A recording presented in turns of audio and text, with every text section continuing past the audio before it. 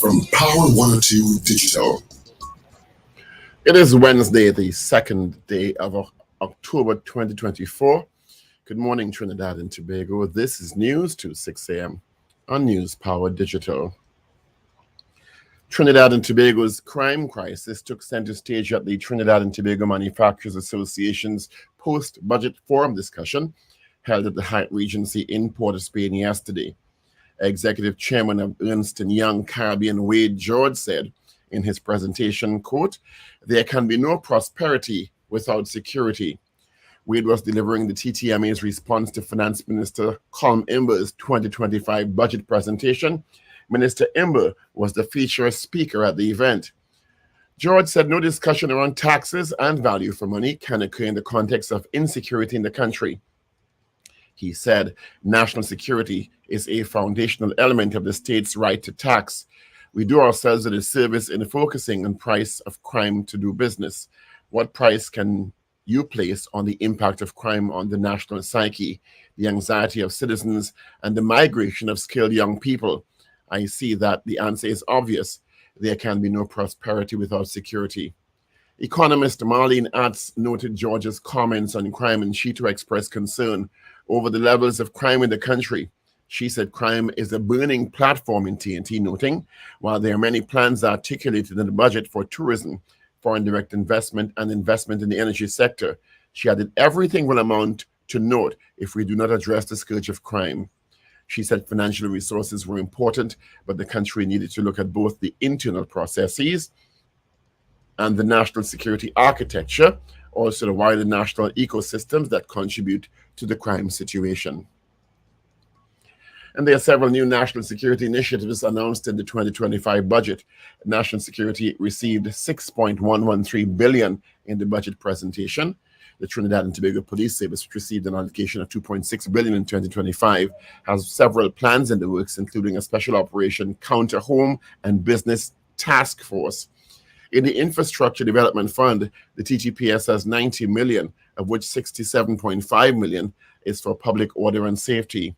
New items in the TTPS IDF include the establishment of a Special Operations Counter Home and Business Invasion Task Force, costing $225,000, a Special Anti-Crime Operations Unit, and the Legal Firearms Ammunition Retrieval Task Force.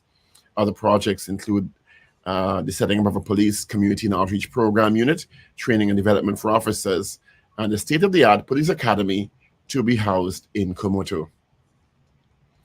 2027 is the timeline given by the government to get natural gas from Venezuela.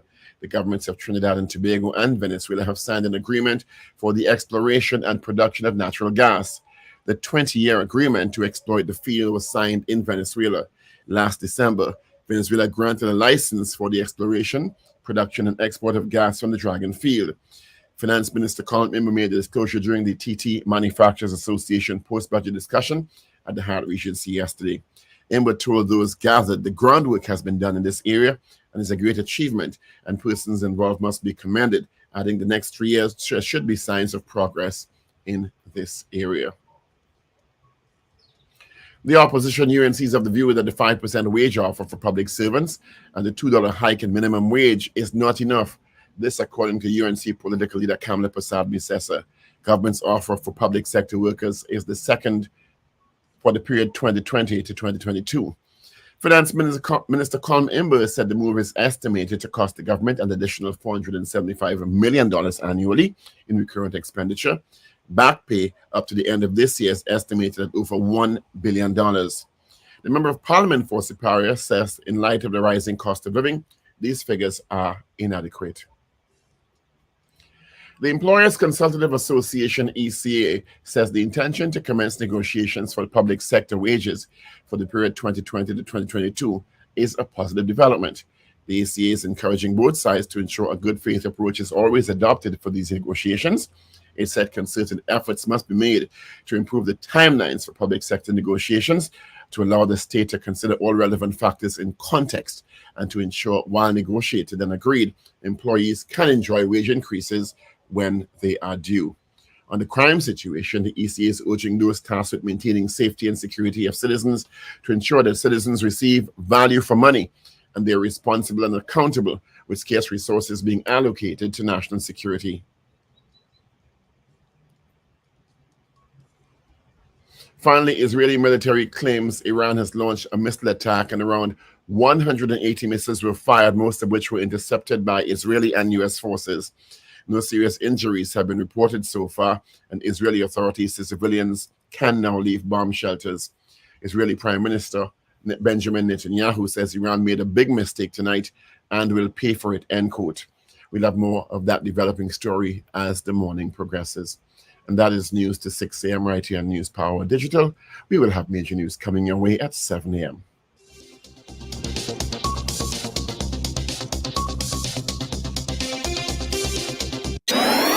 Up to date and credible. Power 102 Digital.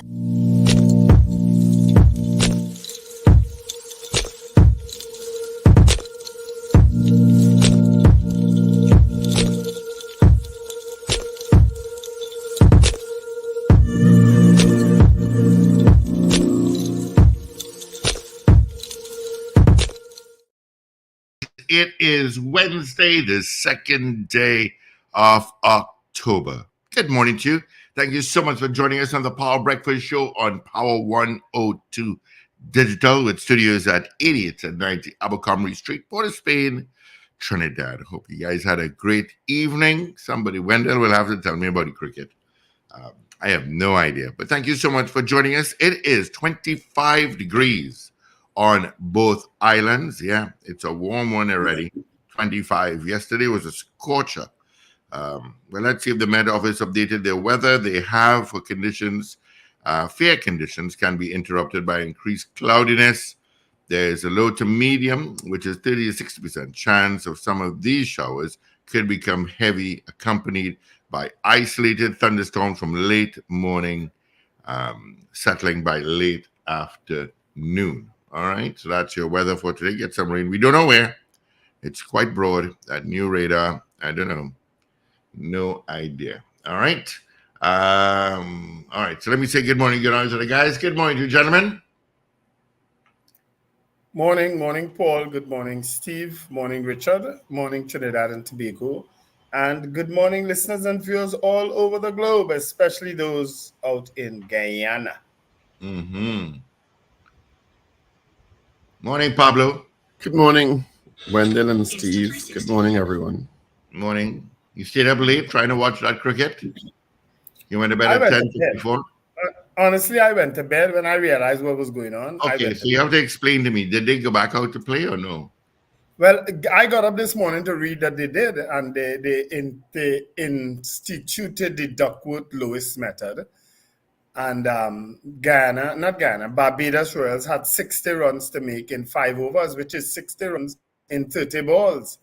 And they lost. TKR lost. We lost? I saw that coming, you know. We lost or we went through? We lost. We out. Ooh. Out.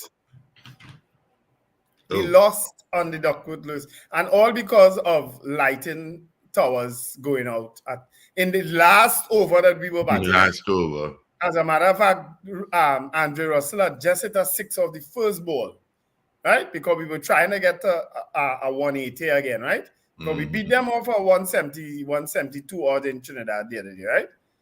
So I mean, we were struggling, but we started to get our Nicholas Puran was on 91 not out, right? And I'm sure that he probably would have gotten to that 100 in that last over too, but it didn't matter. But the 2 lighting towers went out just as Andre Russell hit that 6, and only one came back on eventually at some point in time, and the other one came back on about 2 hours later, and that's when they instituted the Duckworth-Lewis thing. It came back on apparently seconds before the match should have been called off, and if the match was called off, TKR would have won. Because we were higher in the rankings than Barbados going into the stage of the game. Oh crap! Well, it was a good run. Miraculously, it came back on just before, and Barbados had 60 runs to make in 30 balls, and that's fairly easy for any team. You know. Well. Yeah, I switched to the debate and then I said, no, what? Let me hit the sack one time. I put my TV on a timer so that I could just close my eyes, take 2 sleeping pills, close my eyes, and whatever happen after that. Pray that I wake up and I in the land of the living, and that's where I am today. I got fed up. Let me tell you something. I've been around cricket for a long time, playing cricket, watching cricket, going to cricket. You know, I've never experienced.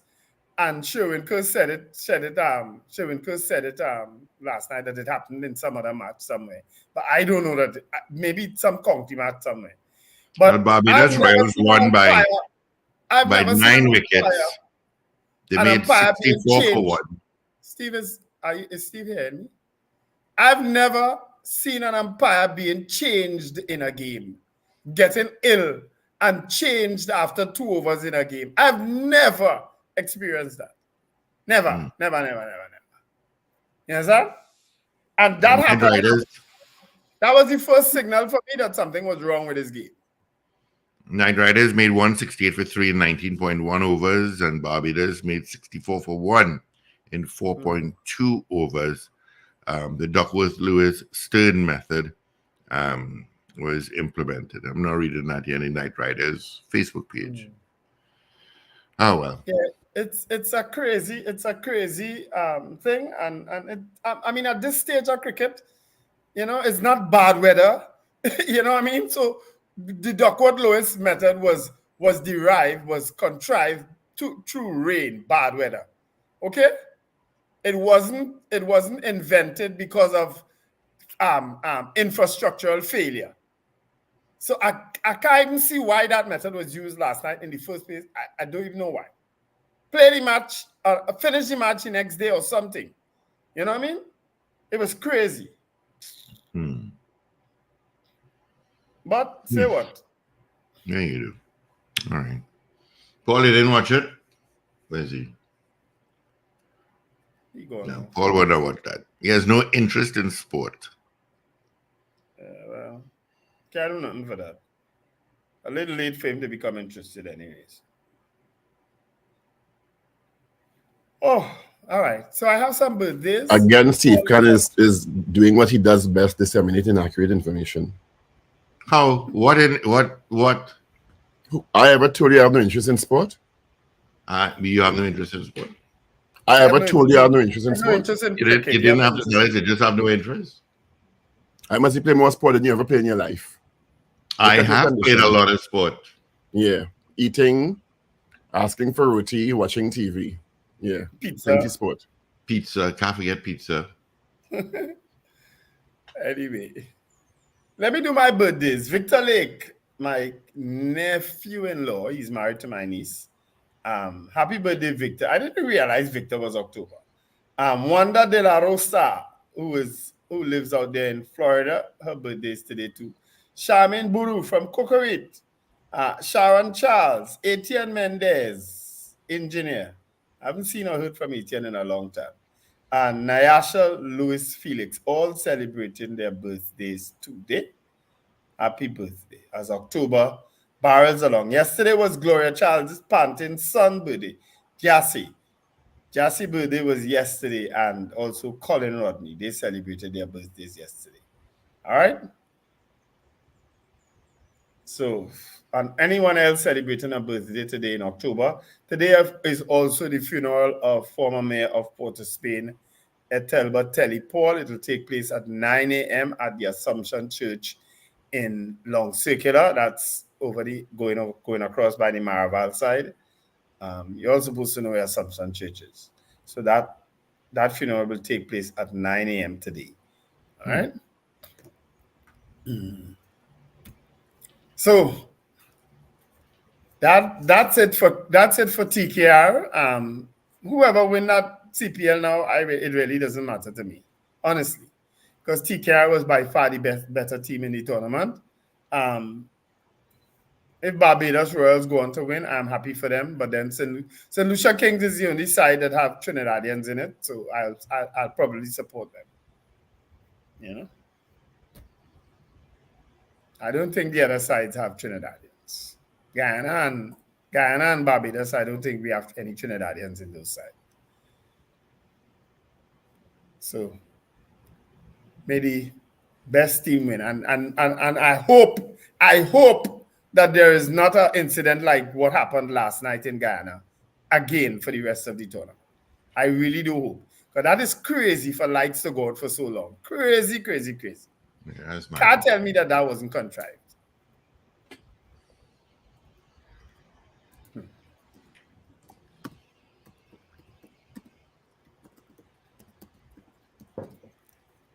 Are you done?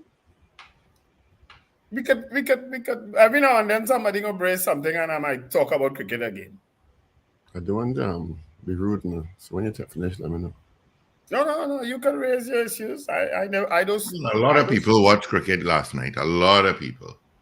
I'm not saying no. That's why I allowed you all to give you a recap. Hey, why all you bitching about cricket? I'm just letting you all do your recap. I just didn't. I have nothing to add, so I didn't say anything. No, but you can add anything you want. It don't have to be cricket. I can't add because I don't watch cricket. It does not have to be cricket. Oh, well, I don't want to interrupt the flow. You all were talking about the match and... Nah, just jump in, man. I'm telling you. Jump in. I do birthdays too in the midst of all that. I didn't want to interrupt. I do a funeral announcement.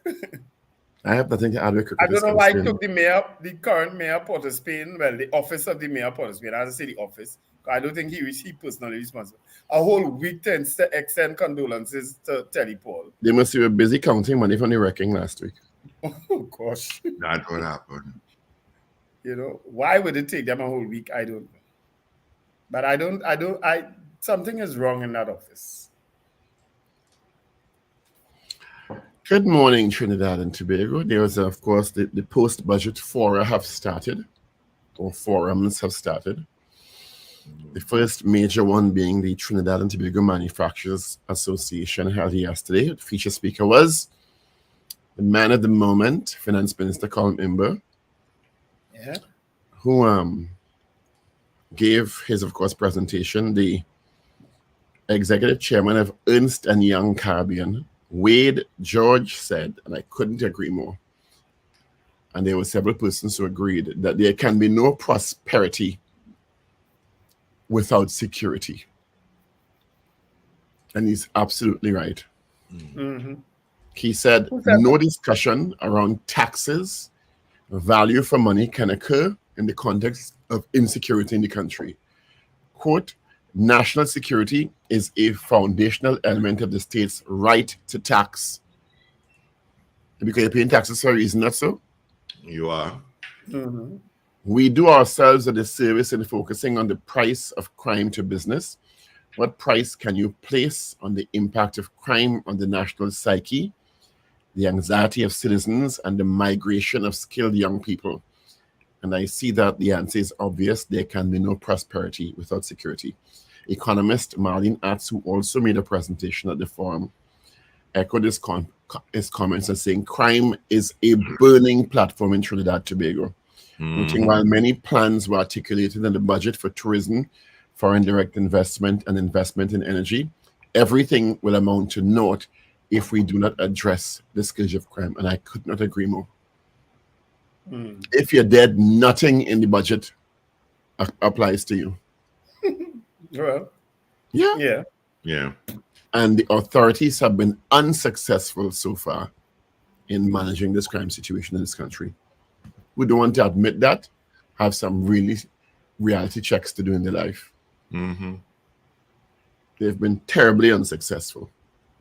Mm-hmm. Right?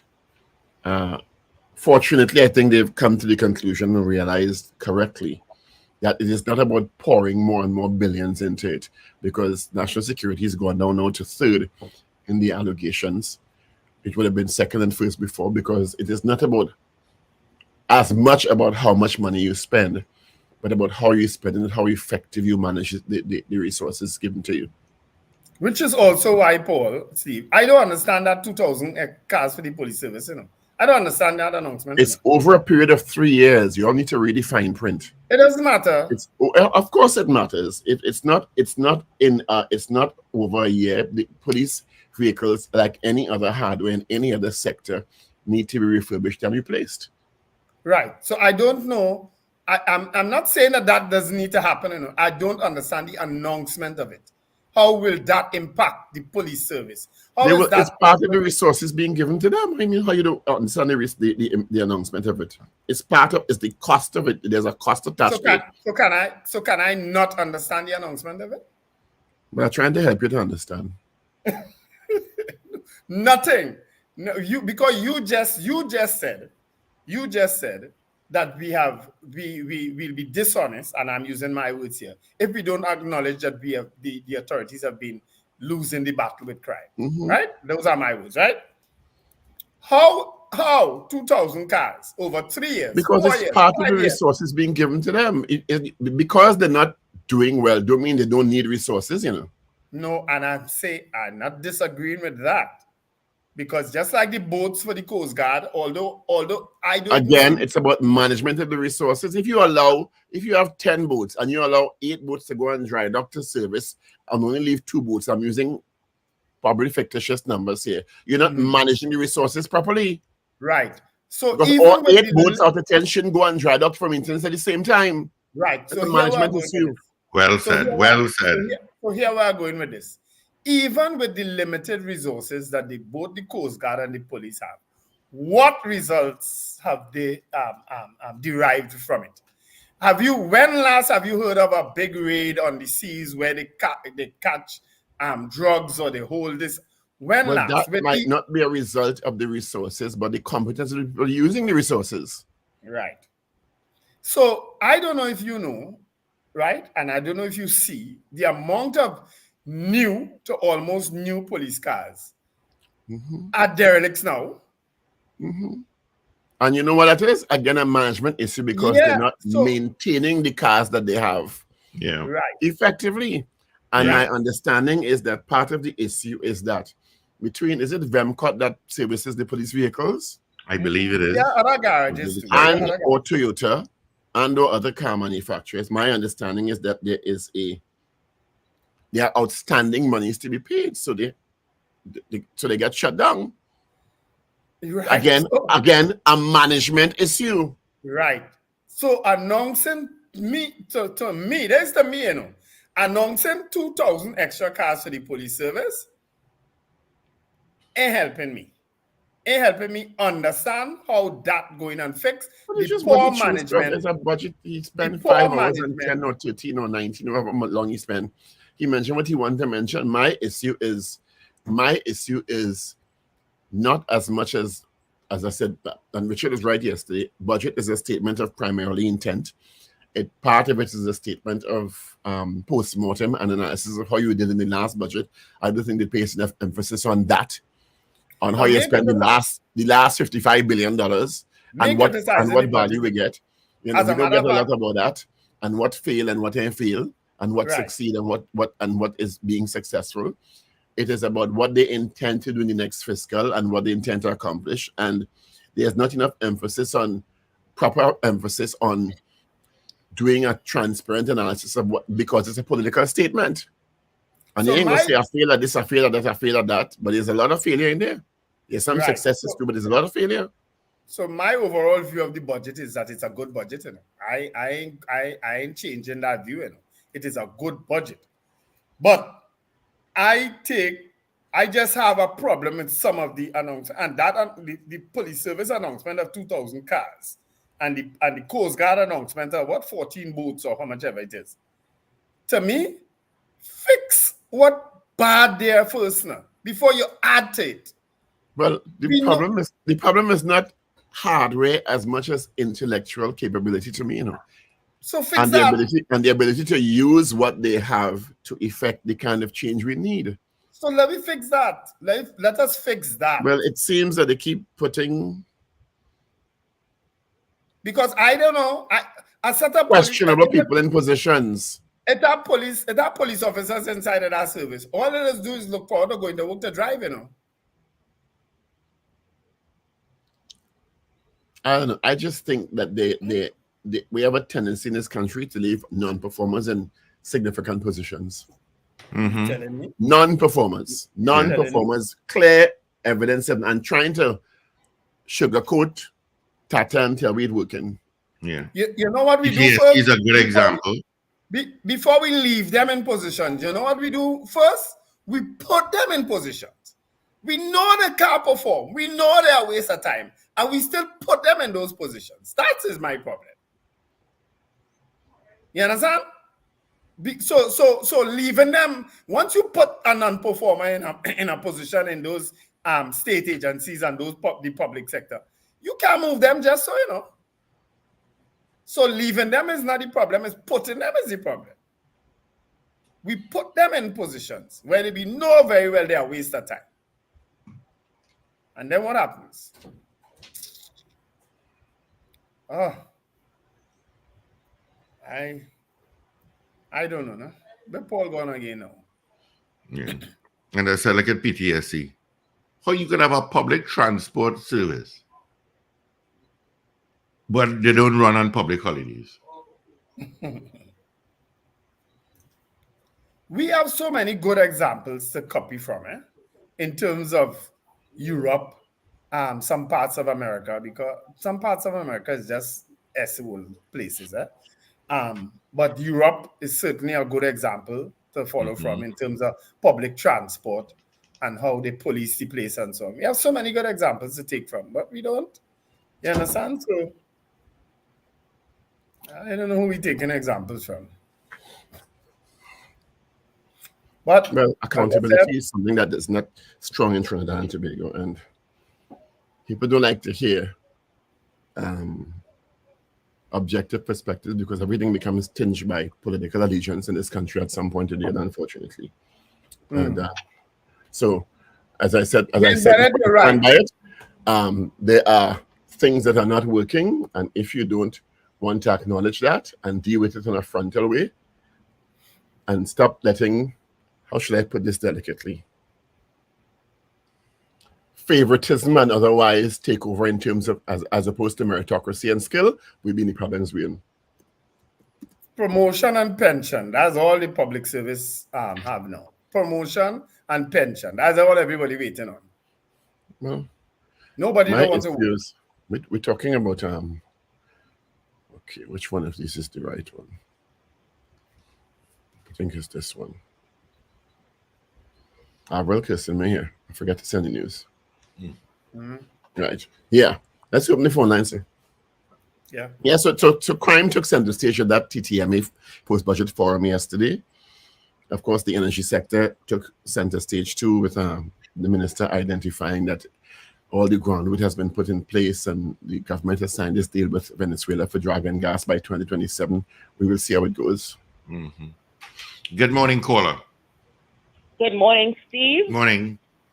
Good morning, Dr. Paul. Good morning, my dear. Good morning, Wendell. Good morning, Mr. Abadi. I had a sour night.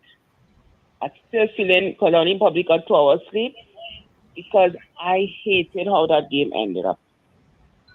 And I mean, for a big international game like that, something better should be done except using that DLS system, that DLS method, because there was no rain to talk about. There was no rain.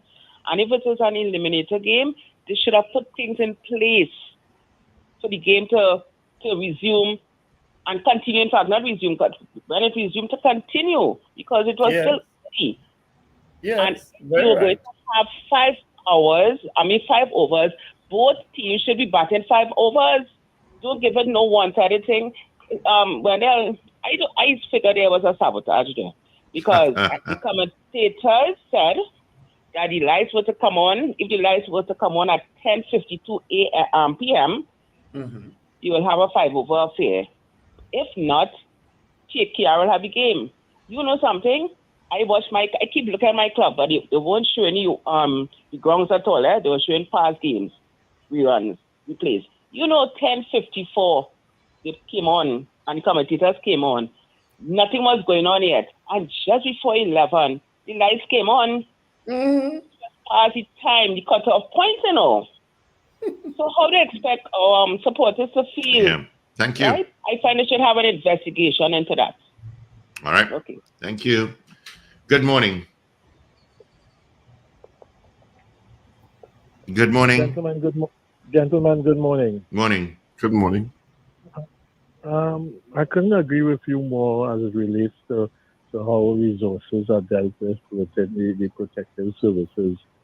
As I have said before, if you go up to Camp Kamuto, where the police graveyard is, you will see the amount of derelict vehicles that as I said, the numbering, when last I visited, over 300. Just parked up there in a sorry state. Dr. Richards, maybe you will remember that we spent over $1 billion in acquiring 4 Augustus Westland 139 helicopters. And no one could tell us what has happened to it. If they were funded to the They're in preserve mode. Wow, $1 billion that was spent in terms of training Yeah. the officers who were trained to fly these helicopters. They have migrated and gone on to Oh, they have gone other on. pastures. But you see, that's a bigger problem. Again, it's management. Why buy a car if you can't afford to keep it? Well, to be fair, with regards, and that this is not to say I agree with the policy change. When this government came in, they had a policy shift from using helicopters. And that is why that situation was put in abeyance. My issue with that is when you make that policy shift, what have you put in place to replace it, to make sure the surveillance that those provided continues effectively? So it's not like it just happened just like that. They decided this when Dr. Raleigh won the election and they came in, is it 2015? That they decided they were no longer willing to pursue that helicopter situation for whatever reason, maybe the cost or whatever. But what was put in place to replace it in terms of surveillance? Well, what really happened with the helicopters, they were supposed to provide support to the offshore patrol vessels. They were supposed to be on board these vessels and would be used to go out on reconnaissance and because those ships were designed to be out at sea for several months. And when that didn't happen, the mothballing of the helicopters is what took place.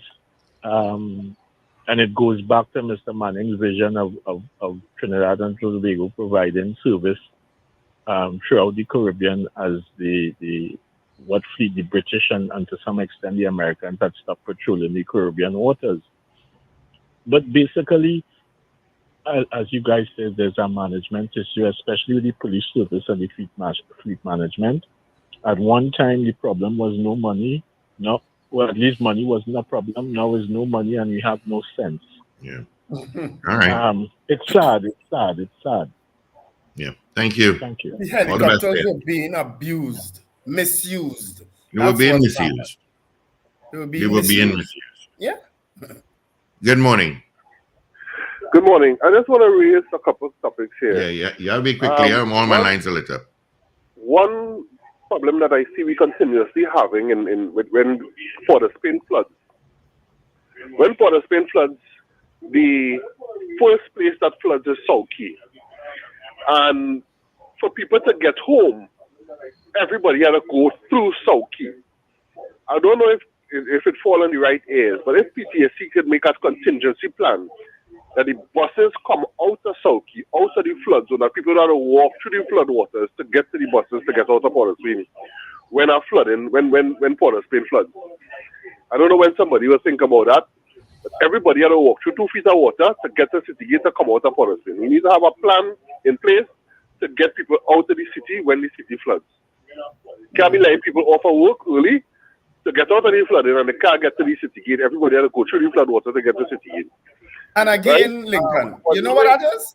You know what that is? A simple manager observing what you observe and say, all right, let's get the buses out on Independence Square instead. because the rain is coming. Let's put them there so people don't have to come all the way in the city gate. That's a management thing. I am not. Management I go again. to university together to think about that, Paul. And now people getting paid plenty big money, and nobody. This we've been having this problem for decades, and nobody will think about something like that. Yeah. Right? Does anybody know if the pathologists arrived in Tobago to do the autopsies yet on the mother and the two children? They were done. The autopsies were done. She died from blunt force trauma. You didn't see that? No, I didn't pick it up. Yeah. Yes, but they So can't say if she was hit with something or if it's from the fall into the tank. And the children. Yeah, they died from blunt force trauma. Okay, so All right. so that's something to be concerned about. It could be murder as well as it could be fall into the tank. Exactly. Thanks, Lincoln. All right. But the autopsy Good morning. didn't tell you it's from the autopsy didn't say if it's from a fall or if it's No, from it a didn't. lash. Good morning, caller. Good morning, gentlemen. The Good morning. goal for today should be the police get any new vehicles. I cannot believe people are still bashing the property tax. Mr. Synergy was not on Prime Watch yesterday. He was on Dr. Rowley Watch. Good grief. Since before I born, people paying property tax. What is the problem? And oh, how the pensioners going to pay the property tax? The pensioners getting $3,500, $500 you can put down for your property tax. It's not monthly payment. People have to realize the property tax is paid yearly, divided by 12. What is the problem? The problem is, Miss Sampson, you don't know what other people's pockets could afford. Okay, if they take away the pension, what will happen now? And you still have to afford the property tax? That is what I'm trying to say. Put your house in order. All right. I'm not finished. You give me a chance this morning. No, I have a lot of calls, so let you make it quick. Steve, if you don't get the property tax, what are you going to do? You can't take $500. The pension is not to mind your grandchildren and your nephew and whatnot. The pension is for you to take care of yourself. Divide it by 12. How much money it is? It's not every month. I'll call back. Let me give somebody else a chance. All right. Good morning. Good morning. Good morning. Steve, Morning. Last Friday there was good morning. Last Friday there was a confrontation with police and bandits in Belmont. I haven't heard anybody spoken about that. I want to know if Lincoln could tell me if the police use body cams in that way. well, we would have seen what down inside the drain looked like if they had on body cams. Because they went down in the drain after the person, not so? That is what was reported. Good morning. Yeah. Hey. Right. Okay. Well, yeah. Wendell, what you were saying about the simple thing is all it is a manager to be a little empathy and open-minded is some. I think that is the problem in the toxic nature, and that's what we need to fix. You know, when Richard always talk about the human capacity. For us, why we in a human development kind of thing, we have lost that, and I think from a management point of view, you have to know how to put that back in. I think that's the role of the state. The state could do that from a management HR point of view. You're putting back in, giving people confidence, putting back in systems, and just democratizing the space. They can be creative, innovative, and you always, the toxic boss, the nepotism boss, the party boss. You have all these bosses and people are afraid to intervene, talk up, speak up. The system toxic, bad. From thing. Talk to any PS and they'll give you a real interesting story. But you in the system, you should know how. And we need to fix that. And I didn't see that in the budget. I didn't see any priority on human management development and thing. He mentioned training and all that kind of thing, but I didn't. Maybe I didn't see that, and I think that is the thing to get us to somewhere else is to fix those things. But we feel that this put in more money and put in more resources, but the resources. I talk to people, the councillors in local government in Tunapuna regional, people licking up the more. One, it could be literacy, first bite, or whatever, but people misusing the equipment and just, and that's a training thing, and that's a management thing, and a supervisor thing. But you mash it up, you buy more, buy next more. Mash up that more, you buy, you don't have parts to fix it because there's some backlog or some in-stock thing, and all those little stop gaps and all these little things, we seem not wanting to fix. But that's going on all over. Little stop gaps and I hear you, but again, these places have managers. They have something called fleet managers for those with vehicles and so on. You understand? So how those people get in those positions? How do they get there? Exactly. And how do they perform and the auditing and your back thing and how you stay and how you get rid of somebody. And when you get rid of the person, you didn't do it properly because they didn't get first warning, second warning, third warning, they didn't get up training, they didn't invite them to the thing, you didn't do the, and that's how they fail, and that's how they can take them to court, and they fail at the fire and you see them back on the job when the union come in and when they get their representation, because nobody from the boss and then don't know how to do the processes properly, because nobody over, fire, they argue on the floor and they fire the man. But then he come back, and then he say, "Well, you didn't. I didn't get this. I didn't get that." They just you didn't follow the process. And when you look at industrial court, a lot of the things are like that. A lot of the things when you see state have to pay people workers, thing is because bosses and supervisors have not do even understand the process of not even firing, but holding people account and thing. The typical read your manual and you should read your manual.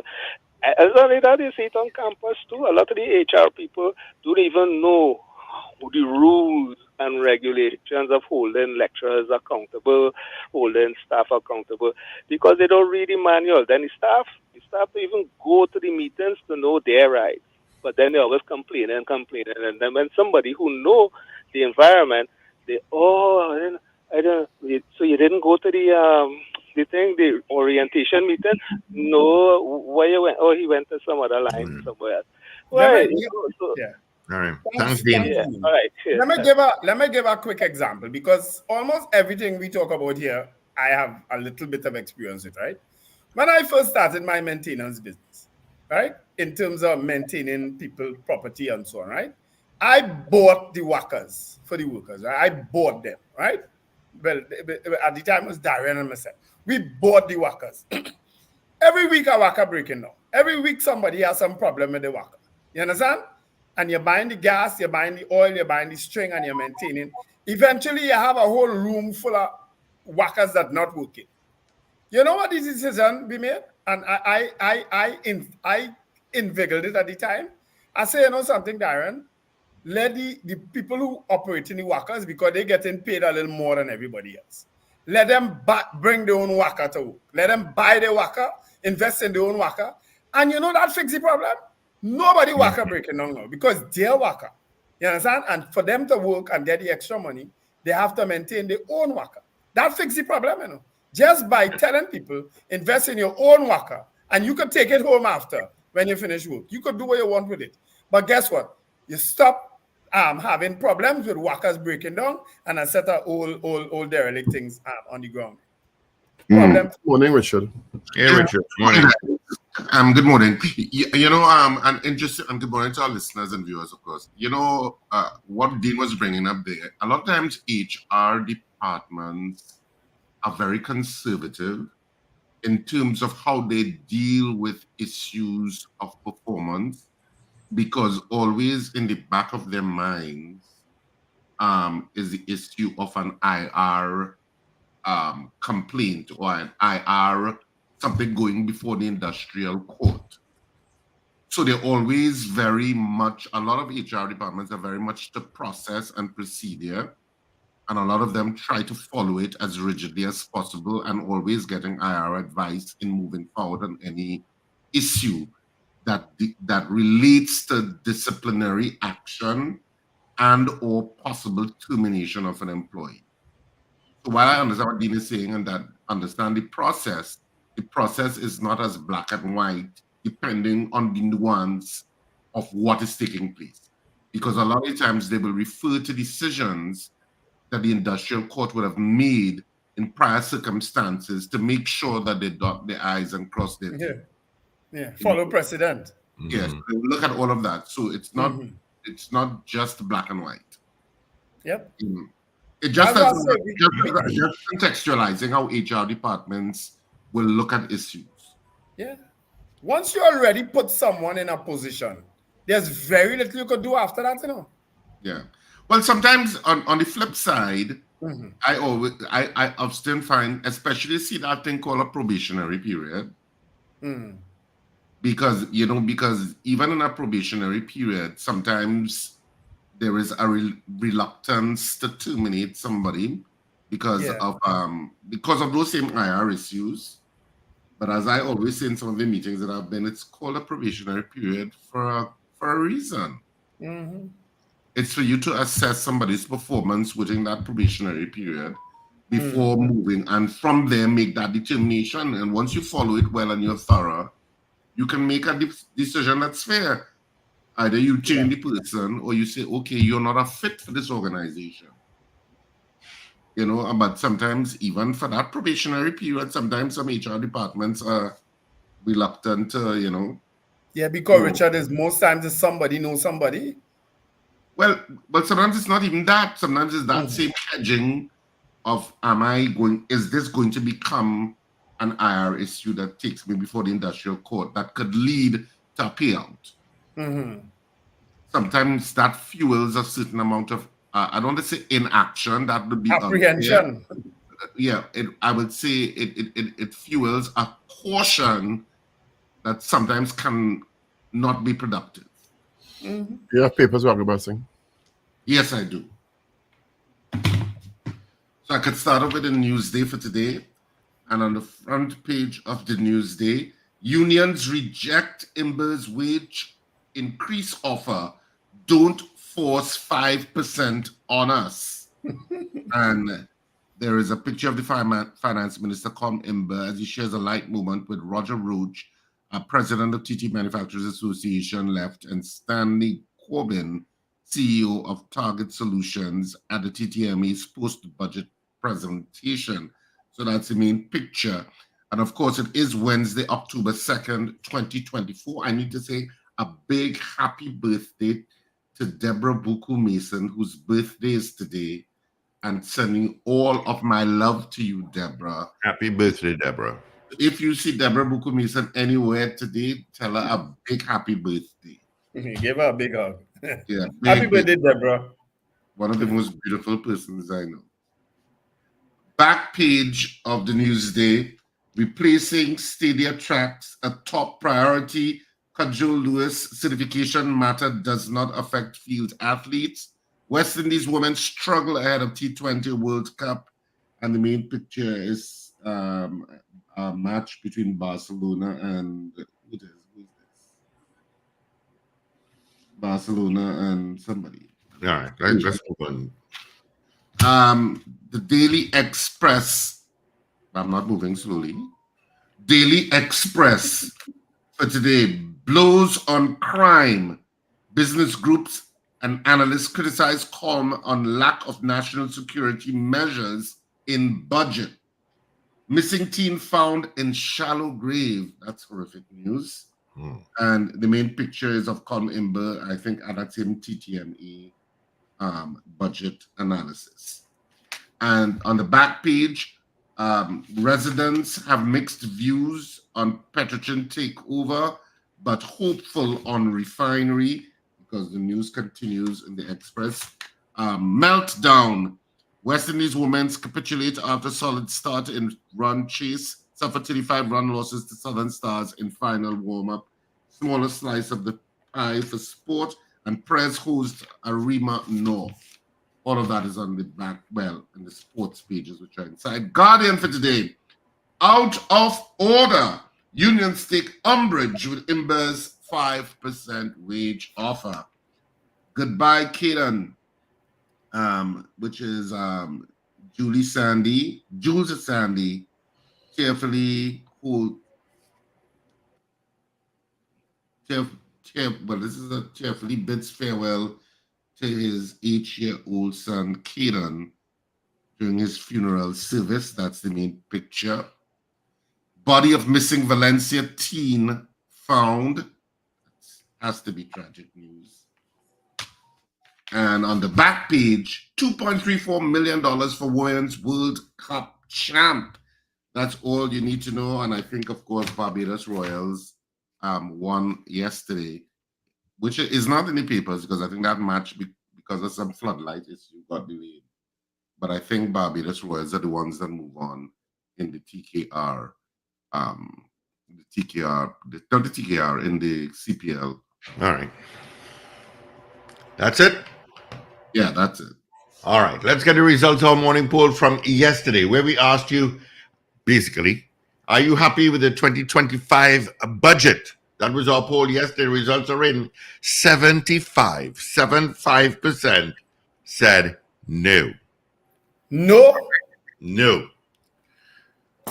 All right, let's get into this morning Forget that poll. online poll after hours. That poll making Right, no gentlemen, sense. what's the poll for this morning? Paul, you're Paul, muted. you're muted. Good, thanks. Based on the conversation at the TTMA's post-budget forum, at which Finance Minister Count Member was the featured speaker, and the comments from the head of Ernst & Young, who said there's no prosperity without security, which was echoed by Marlene Atz, economist Marlene Atz, who also said that the crime scourge is a major platform in the country. And the continued investment in national security. My suggestion for the question is, do you think the investment in national security is bearing fruit? Is that okay?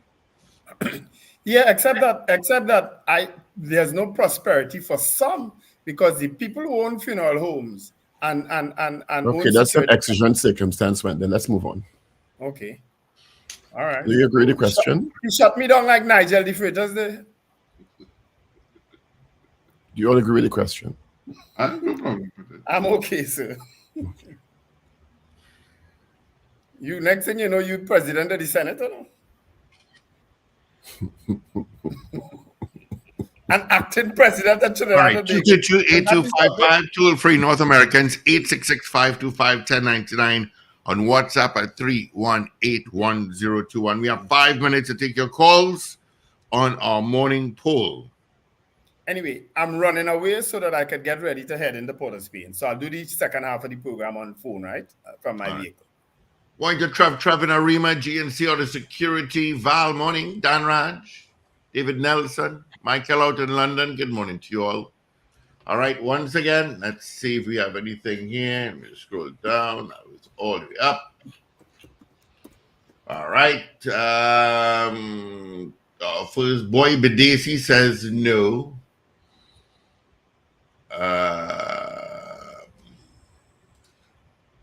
Cascade Sedan says no. Chris J says no. Anthony from Toronto. Good morning, Anthony. Michael Gradison says no. Ambrose Blanc, no. David Wares, no. Good morning, Mrs. Wares. Anthony in Toronto says no to the poll. Thank you, Anthony, for voting. Right. Do you think the investment in national security is bearing fruit? Yes or no? All right. Do you think the investment in national security is bearing fruit? DL, yes. Ron Farrell, oh, you didn't vote. Michael Robinson says no. Roger Seawing says no. Lester Crigwell says no. Do you think the investment in national security is bearing fruit? Julia S. Batiste says no. Andre says no. David Nelson says no. All right. 222-8255. Good morning, caller. Good morning, gentlemen. Morning. Is it bearing fruit or will? We have to give them time. I say yes. I'm very optimistic. Well, there has been past investment in national security, so the question stands, Zena. Good morning. And crime is not only with the gun, it will depend too. And unless they address that, it won't stop either. Thank you. Back in your bed. Do you think the investment in national security is bearing fruit in Trinidad and Tobago? It's not the first set of investment in national security, okay? It's not, no. Keegan Barrett says we've had decades of investment in national security. Very decades. So. Ron Farrell says no. Wayne Bennett says no. Give them Should he time. get fit says no. CPT Singh, yeah. CPT Singh says what? Yeah. Yes. Tone Luke says nah, boy. Marcia Rock, morning, Marcia. Yes to the poll. Augustine says no and no. Let's see. Eve What is the first budget that we invest in national security? Eve out in Shigwana says no.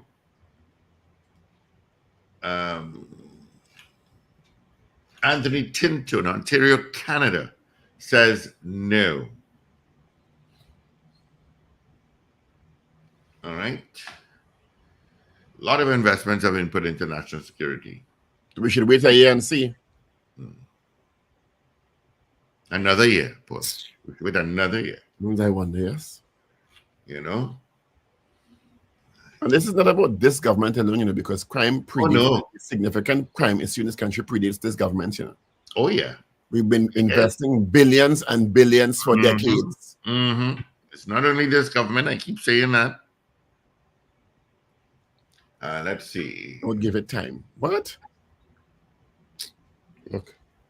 All right. Do you think the investment in national security is bearing fruit in our beloved twin island Republic of Trinidad and Tobago?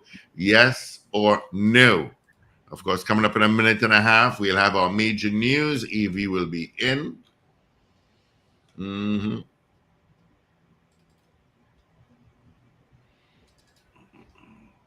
All right, let's see. Royalty Forever says no to the poll. Terrence Jack says, of course, it's bearing fruit. Says security incorporates various arms, not just the police. All right. Good morning, caller. Nobody ever says it incorporates just the police. Anderson Matthews says no. Caller, morning. Somewhere should work with communication. DJ Ray says no. All right, DJ Ray out in Tampa. Thank you. Well, you could spin more than top. Good morning. Hell no. Where is All right. Thanks. Thank you. Anderson Matthews says no. Let's see. No to the poll from Vincent in a wet Birmingham. All right. Val says no. Garcia says no. Jared Garcia says no. Hector didn't vote. Hector need to vote. We want yes or no. All right. Let's see. The investment in national security, is it bearing fruit in Trinidad and Tobago? Jess Archer Kennedy. No. That's what Jess says. Hector. No. Since Basder upon the throw up your hand, we invested in national security. What if you still invest in national security? Yeah. Lorna. Morning, Lorna. Morning, Indy and Kali. No. Let's see. Hector says no. Evie should be walking in any second now. I can hold my breath. See, there she is. Okay, Finbar Collins. All right, you continue No, to vote. Flynn, I don't want everybody to agree with me, but I'm saying people are asking if it's about this investment, it's about general investment, sir. Let's get into our 7 o'clock major news. Evie is in. This is your news bulletin from Power 102 Digital. Trinidad and Tobago's crime crisis takes center stage at the TNT Manufacturers Association's post-budget forum. 2027 given as the timeline for progress and energy deal entered into between Trinidad and Tobago and Venezuela. Government interested in Point-a-Pear refinery reopening, but not to be a strain on taxpayers. UNC claims 5% wage offer and $2 minimum wage hike not enough. And Iran launches massive missile attack on Israel as Prime Minister Netanyahu vows consequence. Details in a moment.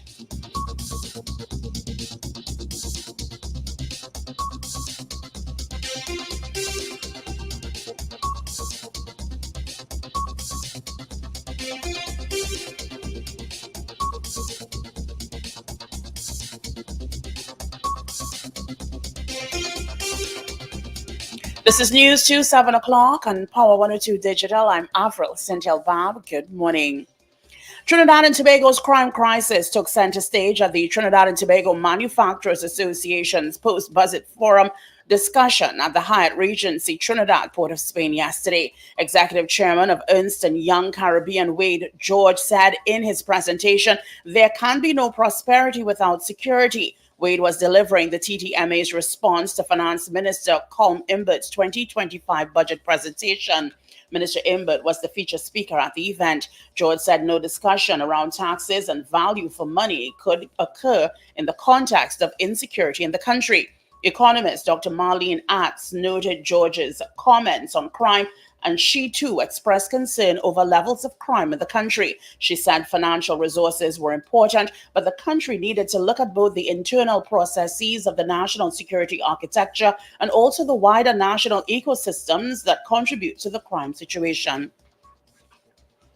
2027 is the timeline given by the government to get natural gas from Venezuela. The governments of Trinidad and Tobago and Venezuela have signed an agreement for the exploration and production of natural gas. The 20-year agreement to exploit the field was signed in Venezuela.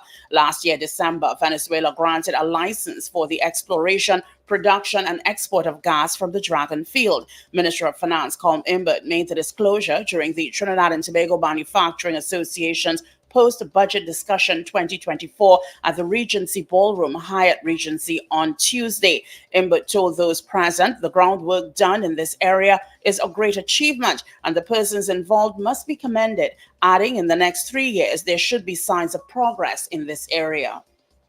We don't think it will matter what will happen with the US election in November. We believe that the relationship between the countries is so good between us and the US and us and Venezuela. We think that we will continue with these arrangements. And that's why we believe that in 2027, we are going to get such a significant volume of natural gas coming out of Venezuela that our production could increase by 50% or more. He said there are both benefits he said there are benefits for both nations in the deal entered into. And for years, the Venezuelan people, and I mean this is just information that I have picked up, have had a problem with the export of their hydrocarbon resources to anywhere except as a finished product, or if they're selling oil as a product all on its own. But the idea of sending raw material like natural gas to a country like Trinidad for us to use in our petrochemical industry, that was a hard nut to crack. Still on energy matters, the government says Trinidad and Tobago stands to benefit if the state-owned Petrotrin refinery at Point-a-Pear can be reopened without being a financial burden on the Treasury. It claims these benefits include revitalization of communities where the refinery operated for many years and more jobs. 3 companies have expressed an interest in the refinery. Minister of Finance Colm Imbert provided the information during the national budget presentation on Monday. He said there have been 2 attempts to sell or lease the refinery, but both failed. Imbert said the refinery in its previous operation was unprofitable as its expenditure was more than income. The company's expenditure routinely surpassed its earnings and income, and in particular, the refinery was unprofitable because it was severely overstaffed, operating with as much as 5 times the number of workers it required to be efficient, and it would never have been profitable in its previous configuration. It was noted Trinidad Petroleum Company started a 3rd procurement process in February this year, where 3 companies indicated their interest. 3 of the proposals were found to be unworthy of considerations. 1, the CRO or CRO Consortium, a locally based consortium comprising 3 companies, DR Commodities Limited, Chemitech, and Ocala. 2, Inca Energy LLC, a company based in the United States. And 3, Rwando PLC, a company based in Nigeria. In this regard, I am authorized to report that Cabinet, after due consideration of the findings and recommendations of Scotia and the Evaluation Committee, has agreed to the shortlisting of these 3 companies. Imbert said once feasible, Petrotrin will be restarted, but taxpayers' money will not be part of any loss-making venture. A formal selective request for proposals process will now be initiated to determine the winner among these 3 companies, with a view to restarting the refinery if found feasible. It must be stressed that in this process, the government has no intention of exposing taxpayers to the recurring billion-dollar losses that occurred previously in the operation of the refinery. And the success of this venture is predicated on the principle that it be at no cost to the taxpayer. You are listening to news on Power 102 Digital to 7 o'clock. The opposition is of the view the 5% wage offer for public servants and the $2 hike in the minimum wage is not enough. This is according to UNC political leader Kamla Persad-Bissassa. Government's offer for public sector workers is for the period 2020 to 2022. Finance Minister Colm Imbert says the move is estimated to cost the government an additional $475 million per year in recurrent expenditure. Back pay up to the end of this year is estimated to be over $1 billion. The Member of Parliament for Siparia says in light of a rising cost of living, the figures proposed is inadequate. 5% and $2 a minimum wage is an insult to offer to workers 5%. But the majority of workers know that the cost of living has increased far more than that. And this additional 1% from the wicked 4% to 5% is an insult. The $2 increase in minimum wage is too small. It will not match the rise in the cost of living in our country.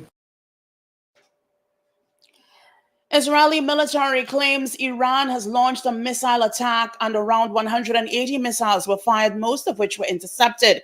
No serious injuries have been reported so far, and Israeli authorities say civilians can leave bomb shelters. Israeli Prime Minister Benjamin Netanyahu says Iran made a big mistake and will pay for it. Al Jazeera News is following the story. Those warnings that had come from the White House, US officials saying there was an imminent threat of an Iranian attack on Israel from Iran.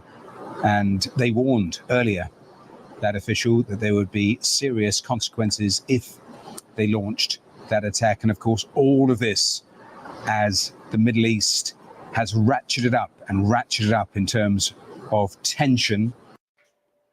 Well, finally, here's weather news for the period today till midnight. Trinidad and Tobago fair conditions can be interrupted by increased cloudiness and few light showers. There's a low to medium chance some of these showers could become heavy, accompanied by isolated thunderstorms from late morning, settling by late afternoon. Nighttime will be mostly fair despite the isolated shower. Gusty winds and street or flash flooding may occur in or near heavy showers or thunderstorms. Look out for a forecast maximum temperature of 34 degrees Celsius at Piarco International Airport and 33 degrees Celsius at Crown Point in Tobago. Currently, it is 27 degrees Celsius at Piarco and 28 degrees Celsius at Crown Point. Recapping your headlines to 7 o'clock, Trinidad and Tobago's crime crisis takes center stage at the TNT Manufacturers Association's post-budget forum. 2027 given as the timeline for progress and energy deal entered into between TNT and Venezuela. Government interested in a point-of-care refinery reopening, but not to be a strain on taxpayers.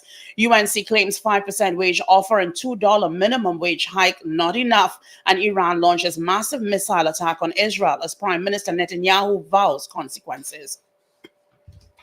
I'm Avril Cynthia Bob. That was news to 7 o'clock on Power 102 Digital. Look out for more news in detail at 12 noon and, of course, an update coming up at 8 o'clock this morning. For more details, log on to power102fm.com.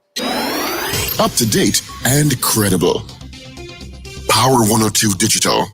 All right. Thank you so much, Avril, for our major news. You can join her again. Come at 8 o'clock for our news brief. Traffic-wise, lots of traffic everywhere. Lots of traffic everywhere. All right, let's see if we have any more votes. Who was my last? Hector was my last vote. Sean Victor says no. Dun, dun, dun, dun, dun, dun. Okay, that's it. Southman. What? That's odd. Southman says no. Up north. Back-to-back WhatsApp says no. All right. And that's it for our votes. Right. So let's get the results.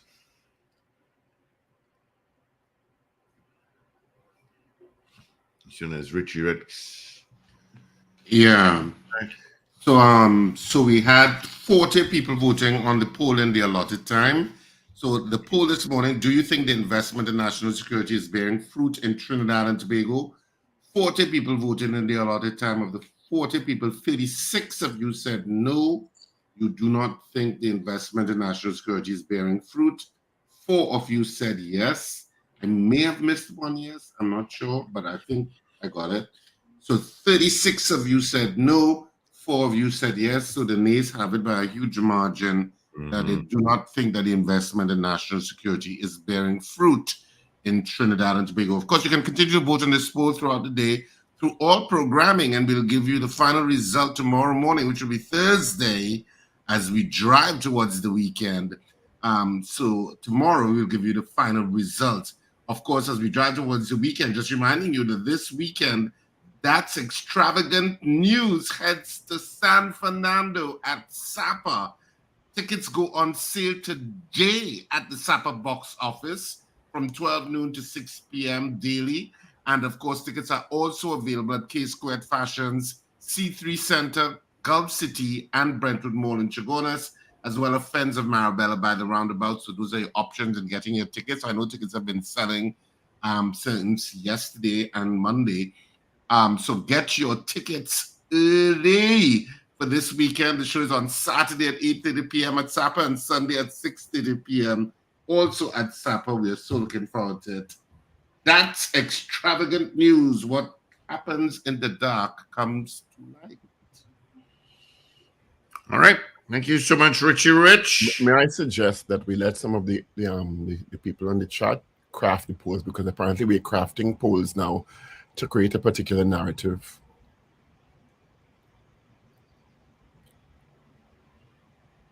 Or maybe they do like the answers they're getting. Well, so let the audience choose the poll.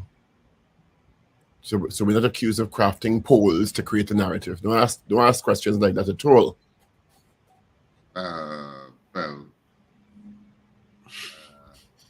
Don't ask questions like that. How dare we?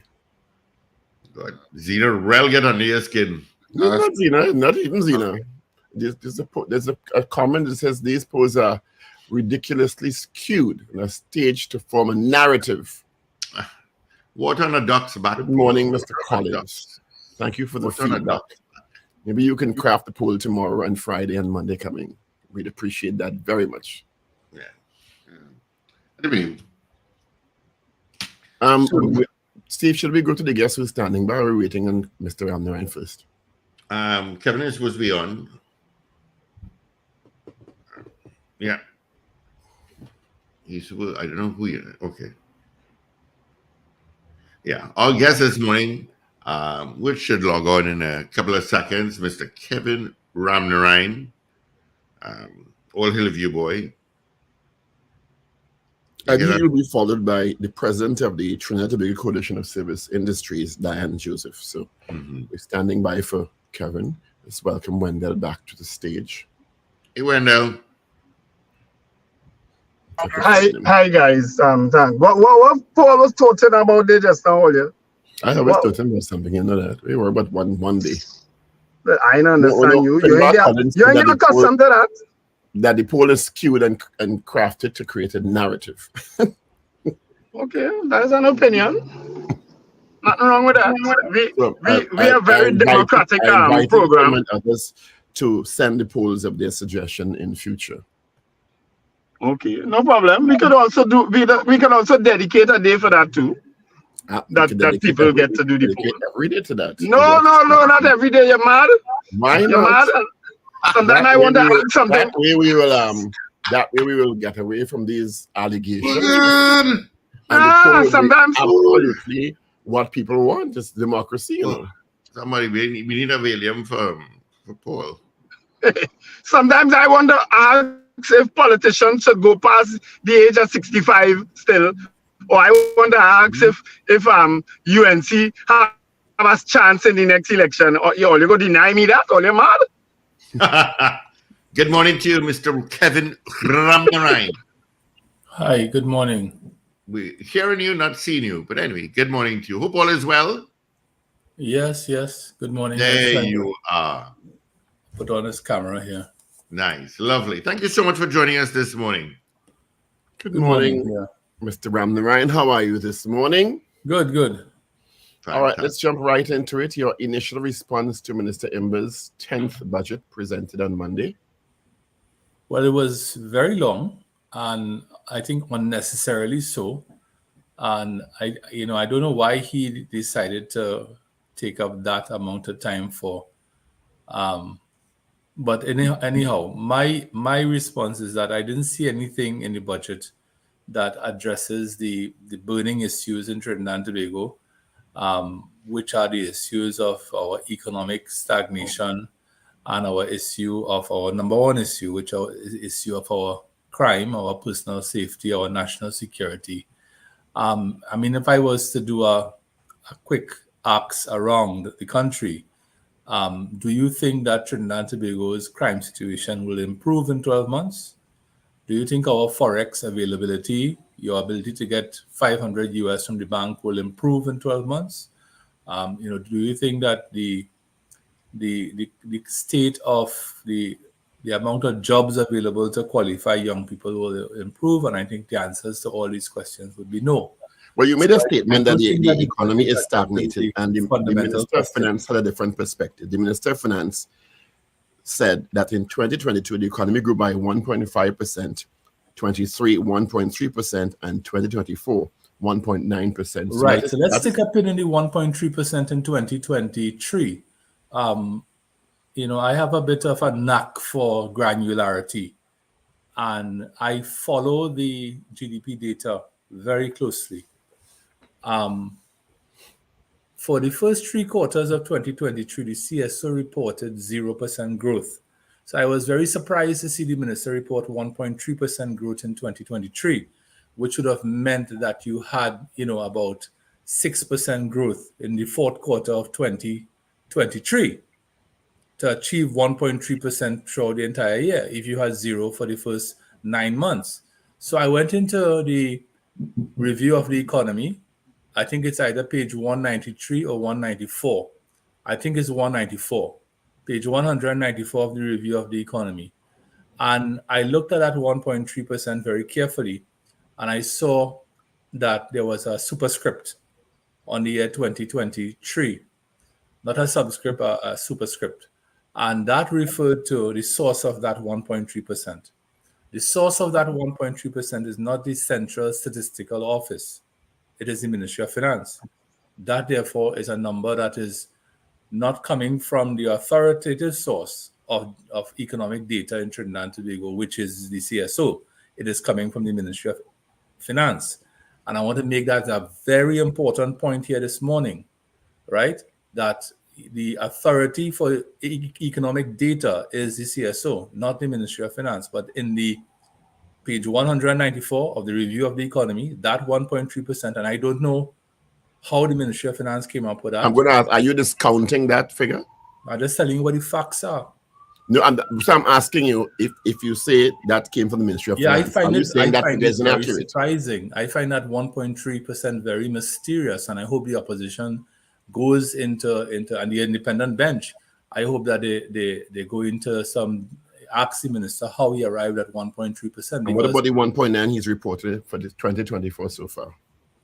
2024. I think that too is Ministry of Finance data.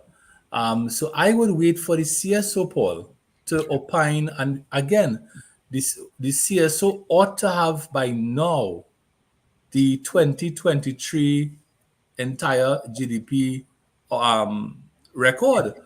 They only have the first 3 quarters of the year. So again, I'm calling on the CSO this morning. If anybody's listening, WhatsApp your friends in the CSO and say Kevin Ramnarayan is calling out the CSO this morning, the independent authority that it is, to come and explain these numbers to the public, or update the website. Because in Jamaica, and I'm sorry to compare our CARICOM sister, in Jamaica GDP reporting is very timely. So therefore, this narrative of 3 consecutive years of economic growth is a narrative coming from the Ministry of Finance. In the 4th quarter of 2023, I saw nothing in the energy data that would speak to growth. In fact, I saw a significant 13% decline in oil production in that quarter, a 2% decline in gas production. So that 1.3% needs to be interrogated. As I said, in Mr. Ramnarayan, the economy, it's not a CSO number. Mr. Ramnarayan, are you suggesting then, based on what you said, and in response to Paul, you said that what you read out are in fact artifacts? Are you saying then that the Minister of Finance was not being factual in his statement in the budget? I don't understand the logic of your sentence, of your statement. Anyhow, well, it's a question. It's not a statement. It's a question. Well, I'm saying he was being because you said, right? So you're saying that he was not factual. Well, there's facts are subjective things, right? So, I mean, I could tell you right now, I think the Sawa River looks brown. And Steve Khan will drive past the Sawa River and tell you it looks green. I think you're comparing Mr. Ramnarayan, with the greatest of respect, apples to oranges. I think Wendell is asking, what your statement is that you're questioning the source of the minister's. Well, I'm saying that it ought to have been a CSO number. Right. So you're questioning the source. So I would wait for the CSO to come out with what that number is. But I mean, everybody is the evidence is pretty much around us that the economy is not in any sort of dynamic, state, that, there is a sort of stagnation in the country. That is underpinned, of course, by the sector, by the energy sector's performance and so on. All right. So, Mr.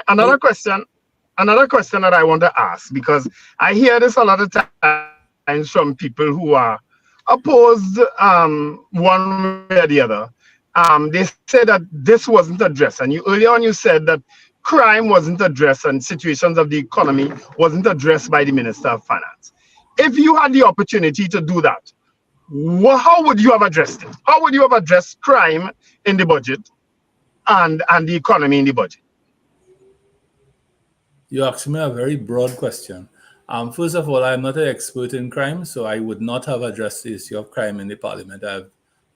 But my view is that clearly from the evidence, from the data, we are headed to the highest murder rate in 2024. Projections that I have seen, because you could do simple forecasting, we are probably going to end the year at 646 murders, which is unacceptable for a small country like Trinidad and Tobago. I mean, if I was to use my experience and managerial knowledge and so on, I mean, it's an issue of course, resource allocation. I think that, yes, I think the police need transport. The police needs to be mobile and so on. But the issue with 2,000 vehicles, which is, I'm fine with the 2,000 vehicles, but you all know what the issue with the 2,000 vehicles is. As I told somebody, in 5 years' time, you know what will happen to those 2,000 vehicles. They will all be in some yard somewhere in Silots or something like that, right? So But I am of that same opinion concerning the yeah. vehicles, and I would have said so this morning. The other issue, of course, is the issue of border protection, which incidentally is a major political issue in the United States. I don't know if you all looked at the VP debate last night, but it's a major issue. And I don't think that that issue ever got the attention that it deserved in Trinidad and Tobago.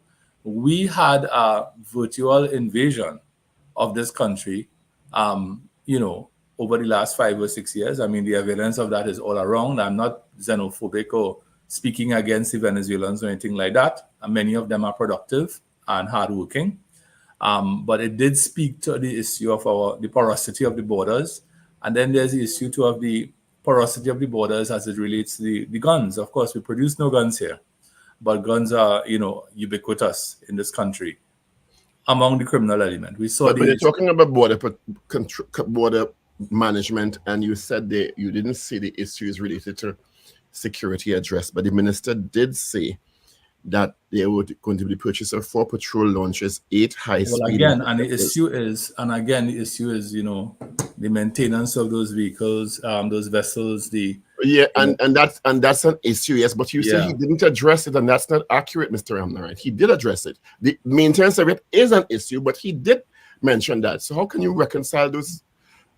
I guess I didn't listen to the whole 5.5 hours. Already, some people have. But you didn't listen to the 5.5 hours, but you're making definitive statements about he didn't address crime and national security and border control.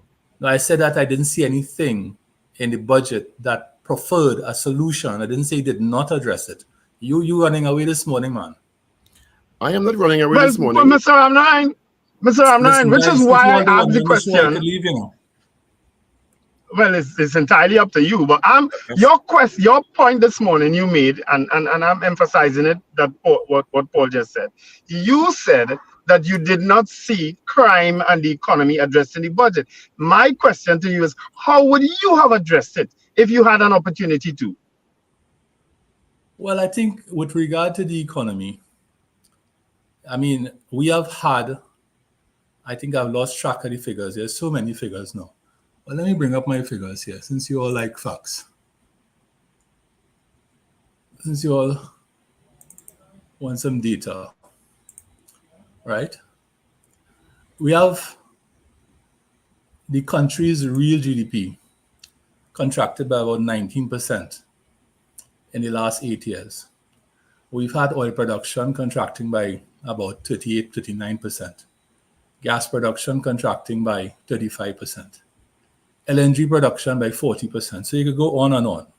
So from my vantage point, you address the economy by, there are many things to do, but from what I understand, from my understanding, my expertise, I would address the production of natural gas and the production of oil. Those to me are two of the critical issues that have to be addressed. The Prime Minister did say a few weeks ago that we have 2 or 3 years of decline to continue with natural gas production. And I mean, I had said that 2 years ago. I think I pulled up the AZP article and shared it on Facebook and so on. So to address the economy fundamentally, I would address the ease of doing business to aid the manufacturing sector in terms of increasing its productive capacity. I would address the energy sector's performance and production and so on. So those are some of the things. I mean, I don't know if you want me to speak for 5.5 hours, but there are lots of things that you could speak about. The issue of crime, of course, has a bearing on the economy. The issue of the deindustrialization of Trinidad and Tobago. We've had so many plant closure. We've had, the refinery is now 6 years in abeyance. I'd already see that being restarted. So those are so many things that I would address. The whole issue of diversification. I would address my big, you know, I think the way for us to go with regard to diversification is towards the maritime services sector. That's my personal point of view. It's a pretty studied point of view, and I think many agree with that. But those are some of the things that I would look at. The issue of the energy sector is no secret, and you're right about that. The production levels have impacted significantly our revenue streams. The minister had to come back to the parliament in the 24 fiscal to revise his energy projections and increase the deficit. Based on that, what do you think about his projections for oil and gas prices? Because a lot of his the revenue projections are based on that. Although he did mention that I think the prices are good. I think the price of oil that he uses is reasonable. It's a bit high. But I don't think it's far-fetched. I think the gas price is a reasonable assumption. The issue is really the production, because of course revenue is price multiplied by production. So the issue is the falling production will manifest itself in lower revenue. But the prices I think the oil was a bit on the high side. I mean, there is a lot of geopolitical instability in the world. But I don't see the price of oil getting higher than $75 a barrel. But he put it at 77, which is not far off. I don't know if the manufacturing numbers are still coupled with manufacturing in the energy sector. Could you say? I'm not sure. There was that issue a couple of years ago, but I don't know if that has been rectified. But as far as, so for example, when you look at what we call the oil revenue in the budget, right?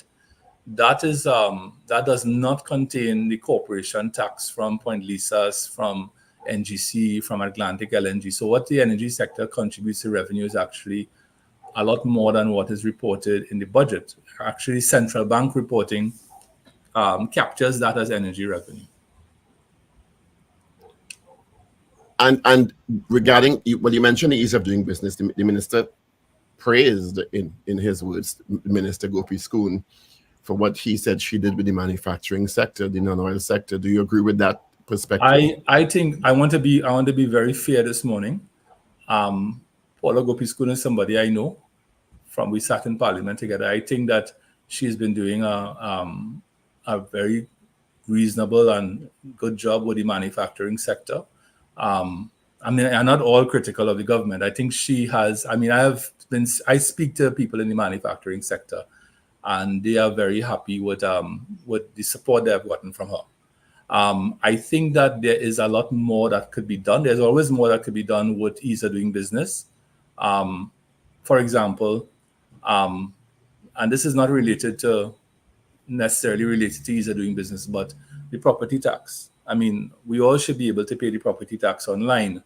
And one would think that when the commercial property tax comes around, you could have, businessmen could pay property tax online. I think as much as possible that we could move things to online payment, it helps. But I think there's a lot more to do. The VAT refunds, of course, is an issue which continues to bear down on the business community. But I think the manufacturing sector is getting the support that they need, but a lot more to be done, of course. What's going to be the impact of that escalating conflict between Israel and now Iran? I think it's going to escalate. I think it's really going to. I mean, Israel is fighting about 4 different enemies at the same time. They're bombing Syria, they're bombing Lebanon, they're bombing Hamas, they're bombing, they're probably going to retaliate on Iran, they're bombing the Houthis and so on. So I think that conflict is going to escalate. It's not really having I'm not seeing it having the impact on oil prices. There was a small impact of a few dollars a few days ago. But the issue with the global oil price is really the fact that the United States continues to outperform everybody in terms of oil production, 1. And 2, the Chinese economy continues to be, performing below expectations. So China has not really ever recovered from its very, stringent lockdowns during the COVID period. So that the drag on the Chinese economy is continuing to affect oil demand. And of course, as I just said, the Americans are, drill baby drill. I think that summarizes the energy policy of one presidential candidate. Do you think the announced moves to renewables, the minister spoke about the photovoltaic initiatives, is it Brecon Castle solar field, and how much impact do you think that will have on diversifying our energy consumption needs in the country? I don't know. I mean, I don't know if I am not aware of where that project is. I think it's in train. It's happening. But I'm not sure. I'm not sure when that is going to be completed. It seems to be running pretty late. But it is, the whole issue of solar energy in Trinidad is something to be debated. I mean, it's something we support. But I mean, the climate is changing, right? We have 8.5 months, is it now, of rain in Trinidad, and that's overcast skies, and then there's no sun at night, and so on. So I think wind is actually a more reliable solution because we have no shortage of wind on the East Coast. But of course, technical analysis, it doesn't happen like that. You would have to do a proper wind study and so on. So I think we'll wait to hear from the Ministry of Energy as to what is the outlook for that solar farm, and is it Brecon Castle? Yes. Are there other ways? Because I know a lot of emphasis is being placed by this government on that 2-year timeline to get gas out of Dragon. Are there other ways that have not been explored effectively to increase gas production in Trinidad and Tobago, or fields that mature that it's almost impossible to do so without, I guess, striking more? I think the Calypso project is really a great hope for Trinidad and Tobago, and it's our gas. It's within our borders. The issue is that it's very economically challenging to make that fly because it's 3.5 trillion cubic feet of gas per day, which if that was in shallow water, that would have been an amazing project economically. But that gas is in deep water. It's in over 1,000 meters of water to the northeast of Tobago. So that makes it a lot more expensive, one, and two, challenging from an engineering point of view. So I don't know, again, I don't know when that is going to materialize. I know there have been some positive noises out of Woodside with regard to, they're doing some pre-feasibility works and so on. But I think that is a project which, I mean, if I was back in the ministry, in fact, that project actually started, its genesis is with me in the Ministry of Energy, because that block was awarded by me in 2013. I think that is something that I would pursue. Having said that, I am not against pursuing gas from Venezuela. In fact, I think we have to pursue gas from wherever we could get gas. And I think that, but I think that we have to accept the reality that Venezuela is what it is. And it's an uncertain situation when it comes to doing anything with them. Because you know why? The geopolitical risk, the domestic political risk in that country is very high. So that's where we find ourselves. With regard to the Prime Minister's statement, the Prime Minister is, is correct. He said it as he saw it, because he has seen it, because he'll be privy to more information than most people, or, than certainly the man on the street. But I don't think that the relief will come in 2027. I think the improvement in the gas supply will come in 2028. The reason being that Manatee will come on around September 2027, which doesn't give it a full year of production until 2028. And when it does, it really will get us back to 2022 levels of production. So important project, a project that has to happen, a national priority, but it's not going to, be the big savior that we think it would be, but an important project. Interesting. You mentioned, of course, the bright spot. You think you agreed with the manufacturing sector making some progress. You had some concerns about crime.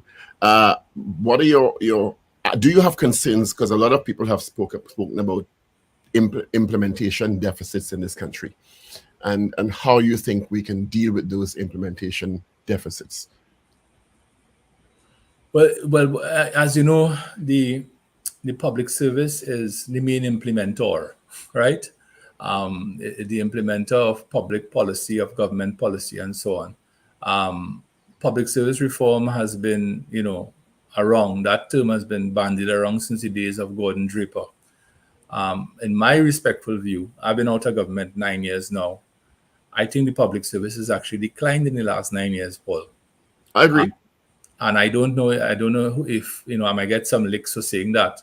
But there was a time in this country when the average citizen could have named permanent secretaries, who they were. We had some permanent secretaries who were household names in this country at one point in time. You remember those names? Frank Rampasad and, people like that. Trevor Bubsing and so on, people like that. And that this is not to, diminish the current crop of permanent secretaries that we have. But I think what has happened in certain key ministries is that they have not been able to retain and also to attract the current talent. And the reason for that is that the salaries in the public service simply are out of step with the salaries in the private sector. So, for example, the Ministry of Energy, I'm sure the Minister of Energy would tell you, if you ever speak to him, because I had the same experience, that the best and the brightest in the Ministry of Energy are very difficult to retain because they are in demand. So the decline in the public service has a lot to do with the loss of talent and the inability to attract the talent, because the public service does not pay what the private sector pays. We've also had, the systems in the public service. Of course, I want to address this whole issue of work from home. I think that we have to have a work from home policy. And I can tell you the upstream energy companies in Port of Spain already, if you visit some of these offices in Port of Spain, you walk in the office and you want to know where everybody is. Well, most of them working from home. So those companies have already implemented a work from home policy where people rotate and, there are some people who simply can't work from home, right? Like technical people in industries and so on. But we have to look at this whole work from home policy for the public service. And again, utilizing the technology, Microsoft Teams. I mean, I know most people like to use Zoom because it's simpler. With Microsoft Teams, you could run entire organizations virtually. Well, I think we went through a pandemic, and whatever little gains we would have made were not acted upon. And so I don't know. Again, I don't know the ministry. We have a Ministry of Digital Transformation. I mean, I want to give them the benefit of the doubt that they are working on digital transformation. But certainly something like property tax payment should be online, right? we had a long discussion on that. And I mean, I could tell you, if TNTech could do it, if WASA could do it, if B-Mobile could do it, I don't see why the Board of Inland Revenue couldn't put that in place for. Well, they say it's coming as of October, end of October. Mr. Gunn, thanks for being with us this morning. We appreciate your time. Yeah, we appreciate. Thanks, Mr. Kevin Ramnarayan, for being with us this morning. We got to wrap it up now. Appreciate it. All right. So we do have our second guest online already. Good morning, Dan Joseph. Thanks for holding. Good morning. Morning. And Dan Joseph is the president of the Trinidad and Tobago Coalition of Services Industries. We spoke to two of your colleagues on Monday. From your position as president, your initial reaction to budget 2025. Our initial reaction to the budget is that it has been well accepted by our sector, in some cases very measured, and we believe that the strategies outlined in the budget are forward-looking and progressive. There are several areas in there that will benefit our members, and we look forward to the rollout. What measures are you talking specifically about? If you could share some. Of course. For example, the Marina for Tobago is something that our marine sector would have been asking for some time. And we believe that that is going to be added value to Tobago, to the marine sector. It has the potential to also create employment in the marine sector and in Tobago, and the storage capacity as far as the marine sector is concerned in Tobago is going to bring added value to that sector. We also believe that the Wi-Fi, the open Wi-Fi, national Wi-Fi that they would have spoken about in the budget is indeed forward-looking. The electronic passports and the e-cards that they are looking to implement is going to make it far more easier for us as professionals traveling to and from. Actually, we are so behind when we compare with other countries. We have to fill out all of these forms here in Trinidad and Tobago, and a lot of things are still manual. But taking it in the digital space is going to make us more competitive and relevant in the international arena. In addition, we look at the CSEC math remedial program, and we believe that that is critical because in a lot of our schools, there are many children that are below what is required in the area of maths. And this implementation is going to add value to many of our young persons out there, and we believe that it is going to support our youth. And further, when you look at the online, the e-books, that is going to be a cost-cutting measure for many parents. And we welcome that move once the system is one that allows for easy access, and it is not a challenge to get on and off, or have it accessible to all students at all times. Given the significant investment, continued investment in education and training in this budget, education and training got the largest share of the pie in the last, I guess, 10, 15 years in this country. It's either first or second in terms of investment in developing human capital. From the perspective of the services sector, do you think we are creating the kind of workforce or the kind of skills that puts the country with a competitive edge regionally and hemispherically? Not in every aspect. I would say there is still a gap inside of there, because sometimes we have seen as employers that what you see on a resume and what you get in the individual are totally two different things.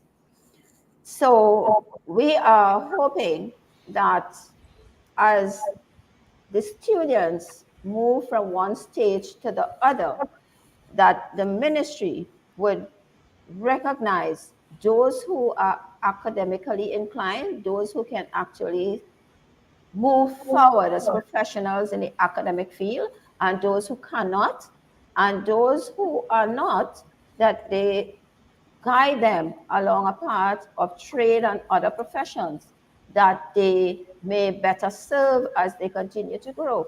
But in terms of the output and the relevance to the services sector and leadership in organizations, I think there's still a gap. Do you have concerns about productivity levels like everyone else? And do you think enough focus has been placed on dealing with those productivity levels? We talk about percentage increase in salaries. We talk about what this sector needs and what that sector needs. And I personally don't see a lot of emphasis being placed on the commensurate value when the deserved increases are met. So yes, cost of living is increasing and people need to be able to keep up with the cost of living. But there's a little or no conversation about levels of production that should be commensurate to these increases. I agree fully that productivity is a problem across sectors. We see it in the workplace, and I agree. There is a call for benefits, there's a call for salary increases, there's a call for several things for the worker. However, little attention is paid to productivity in the workplace. While we recognize that in the case of Port of Spain and those far areas, for persons to get to and from their destination, the traffic situation and the congestion have you in a state of mind that you sometimes cannot perform to your maximum. We also have the social side of our work and the challenges that people have domestically, and the mental health issues and other domestic challenges that weigh down our people, and sometimes it minimizes productivity. So it is on the shoulders of the HR professionals to actually separate those and treat with them on a case-by-case basis and insist on high levels of productivity in the workplace from other employees, because there are employees who would enter the workplace and they are not focused on giving a fair day's work for a fair day's pay. And this is across. But is it only about insistence? The same private sector employees, by and large, in many sectors, go through the same traffic jam in the morning and produce because there are performance management systems in the private sector that are applied. There are systemic changes in the private sector that are applied to insist on particular performance management levels, which is not necessarily so in the public sector, which employs, by and large, a larger percentage of people. So is it just about telling people to work harder, or is it in putting systems in place, structures in place, and performance management measures in place to ensure HRIR measures to ensure that productivity is realized? Yes, and I take that point. There must be a level of insistence in terms of person's performance and having the relevant HR policies and procedures in place to ensure that those takes place. Now, some organizations have their performance management systems, and there is reward for performance. And in those cases, you get higher levels of productivity because at the end of the day, the employee seeks to benefit. Outside of that, you have organizations that do not have the system that you are speaking to. And as a result, you get persons operating as they see fit. There is always an allegation that this happens within the public sector. When you walk in to do business in the public service, and you sometimes meet persons there, sometimes you don't, and you wonder what level of service the population is getting when they come into those offices, because everything seems to be very casual and no insistence on speed, efficiency, and the level of customer service that you get. But again, is it about insistence?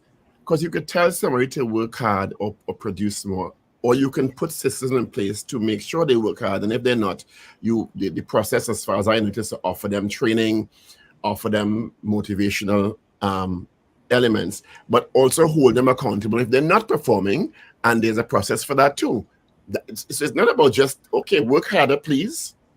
Oh, no, definitely. I agree with you that there must be systems in place and there must be strict guidelines, and the underperformers must be assessed and let the disciplinary process take its course. And there you will find the stronger organizations. You would find organizations that are gaining ground and more profitable if you have those systems in place. But in many organizations, they don't. In some cases, it is not for a lack of the leadership capacity.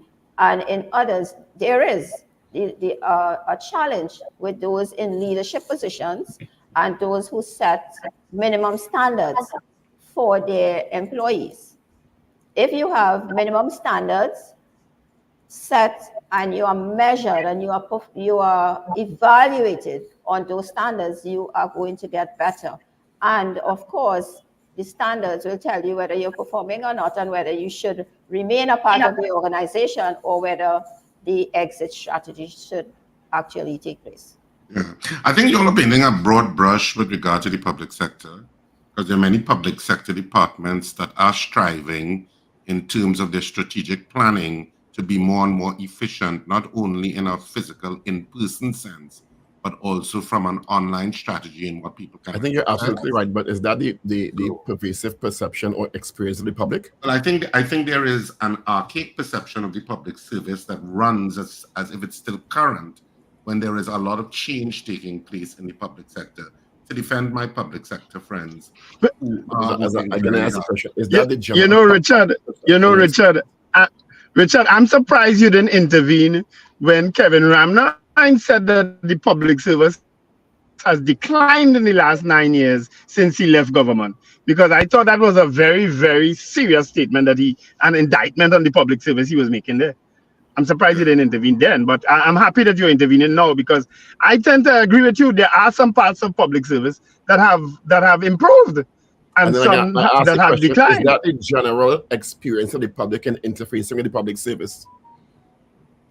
Well, I do not think it is the general perception, and I do agree that there are areas of the public service that show and continue to show good improvement, but in large part, that is not the general perception of our members, of our membership. Or experience. Or experience, I must say, because I do have my experiences myself. And is that because it is the areas of the public service where the large majority of the public engages in? Is that why? Because there are several areas that the public won't have. Maybe that's the issue. It could be that. Ms. Joseph, from your perspective, the coalition of services, are you satisfied with the national security measures outlined in the budget? I am motivated by the effort to improve the area of national security.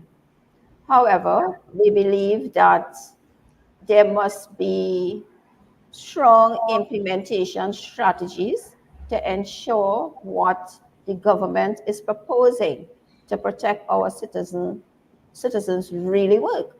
We are hearing about 2,000 vehicles for the police service, and that sounds great.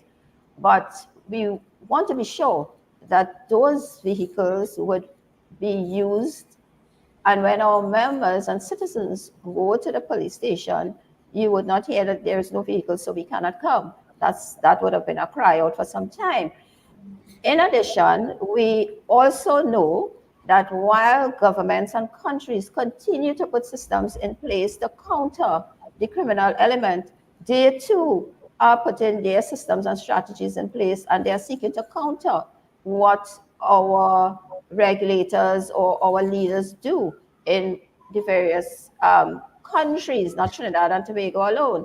So I am motivated by the effort, and we are hoping and expecting that the Ministry of National Security will put its systems in place to ensure that the implementation of the strategies that they are seeking to implement is in fact implemented. And those persons who are responsible for the implementation should be held accountable in cases where there are breaches. The implementation process across governments continue to be a problem, and we are of the opinion that if there are systems in place to hold leaders accountable for any failure on their part in terms of the implementation process, that it should. I am motivated by performance and results. Ms. Joseph, your closing comments, please. We are optimistic that the proposals in the budget is going to bring added value to our members, and we believe that the strategies outlined will, if not in the near future or in the short term, will eventually be in the best interest of our members and citizens of Trinidad and Tobago. And the Trinidad and Tobago Coalition of Services Industries remain open to continue to collaborate and to partner with our government and all stakeholders in the advancement of their agenda for Trinidad and Tobago. Thank you so much for being with us this morning. We appreciate your time and your contribution. It's my pleasure. You know, thanks, Ms. Joseph. I want to say this quickly before we log off, right? I find lately that my systems shut down when I'm dealing with people who can't remember what they say or can't remember how they say it. That's been happening to me regularly now. And I find my system shut down when you make a statement and you're challenged on it, and all of a sudden you're upset because you get called out. Yeah, right. So that's what I say. Okay. You know, people are forgetting what they say. Well, I didn't listen to the whole thing. Yeah, you know, but that didn't only happen with Mr. Ramnarayan. It happened with other people lately in my life, and I find that I just shut down. I shut down. If you make a statement, I can't deal with it. Be willing to support it. Yeah. Okay. Yeah. Yep. And the response that, well, I didn't listen to the whole thing when there were clear statements regarding what you are talking about is curious to me. You all have a wonderful day. Up next, Denise Deming will talk protocol with Shane and Weston. Have a wonderful day. Be safe. Yeah. Folks, have a wonderful day. Remember to let go and let God. All right. So just reminding you, of course, the theater is on this weekend. That extravagant news continues. Now we head to San Fernando at SAPA, the Southern Academy for the Performing Arts. The box office at SAPA opens today from 12 noon to 6 p.m. and continues daily. And of course, tickets also available at K Squared Fashion, C3 Center, Gulf City, Brentwood Mall, Chagonas, and of course, Friends of Marabella by the roundabout. Have a fantastic day, whatever you do. You can also check RSRR Productions Theater on social media for how to purchase your tickets online. You even have that option too. Have a great day. Happy birthday again, Deborah Buku Mason. Have a fantastic day. I love you immensely. All right, let's get into 8 o'clock news brief. Evie is here. This is your news bulletin from Power 102 Digital.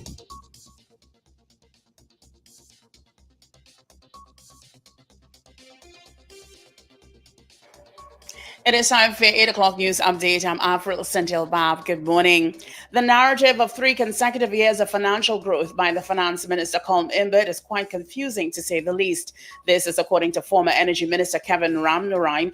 He told the Power Breakfast Show this morning that the Finance Minister's info that there was a 3% growth in 2023 must be investigated since there are no facts to support the statement. He said the CSO ought to have the entire 2023 GDP record, and he's hoping the opposition and independent benches bring up the matter and hold the minister responsible for comments that simply cannot be supported from the available information. He said that crime is an issue of resource allocation. He opined that while the finance minister said that 2,000 cars will be provided to the police service in their crime fight, that was not an effective enough crime strategy. The other pressing issue, he said, was border protection. Ramnarayan said that he does not think the issue got the attention that it deserves. He also revealed that the porosity of the borders as it relates to guns is also quite concerning. He praised the Paula Gopi-Schoon for management of the manufacturing sector, insisting that he was not completely critical of the government. Electronic passports will make traveling much easier for those who have to. Finance Minister Colm Imbert says there will soon be shorter wait times for those traveling to and from Trinidad and Tobago, as e-passports as well as online disembarking and embarking forms will soon be implemented. This, he said, will assist with tourism. President of TNT Coalition of Services Industry, Diane Joseph, who spoke on the Power Breakfast Show this morning, said that e-books that were also announced in the budget would make things a lot easier for parents who've complained for some time that the cost of books have been difficult to deal with. She said, however, that in the public sector, there must be systems in place to ensure that persons work effectively. She acknowledged that not all organizations have such systems in place. She said, based on promises by the Minister of Finance, she is hoping there is implementation so that those promises could be realized. Trinidad and Tobago's crime crisis took center stage at the Trinidad and Tobago Manufacturers Association post-budget forum discussion at the Hyatt Regency Hotel, Port of Spain, yesterday. Executive Chairman of Ernst & Young Caribbean, Wade George, said in his presentation, there can be no prosperity without security. And several public sector trade unions have taken the finance minister to task following his announcement of a proposed 5% wage increase. Tutor head Martin Lumpkin said government's move to make an offer in the public domain with the hope that the association would accept it was outrageous and callous. President of the Fire Services Association, Keon Guy, shared Lumpkin's position and described the finance minister's action as disrespectful and a violation of the collective bargaining process. The Assistant General Secretary of the Joint Trade Union Movement, Trevor Johnson, also weighed in on the government's proposed 5% offer. Speaking on CNC3's post-budget panel on Monday night, he said the labor movement will be treading cautiously with regards to this offer because based on the experience they had with the 4%, the minister made it appear that all unions that signed off on the 4% did so willingly, but that was not the case. Well, that was your update to 8 o'clock. Look out for news in full at 12 noon.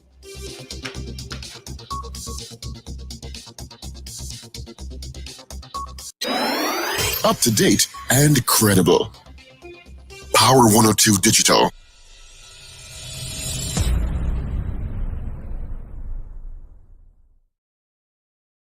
There is a connection between government policy and law in the sense that all laws start as some type of government policy. So, for example, in Trinidad and Tobago, we would have had the recent national policy on persons with disabilities.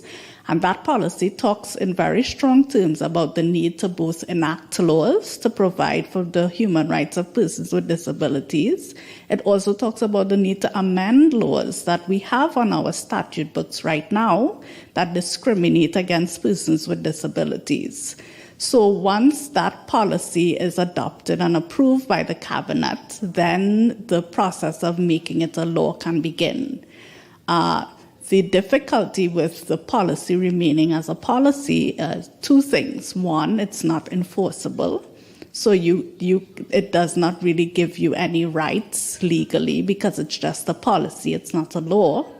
And the other thing is that policies can change over time. Policies can change over time as the needs of the government or the focus of the government itself changes. It can change if the government itself changes. So that it's not enough for us to say, well, we have a policy. We have to take that further step to make the policy a law, because that is what will give full protection for the human rights of persons with disabilities.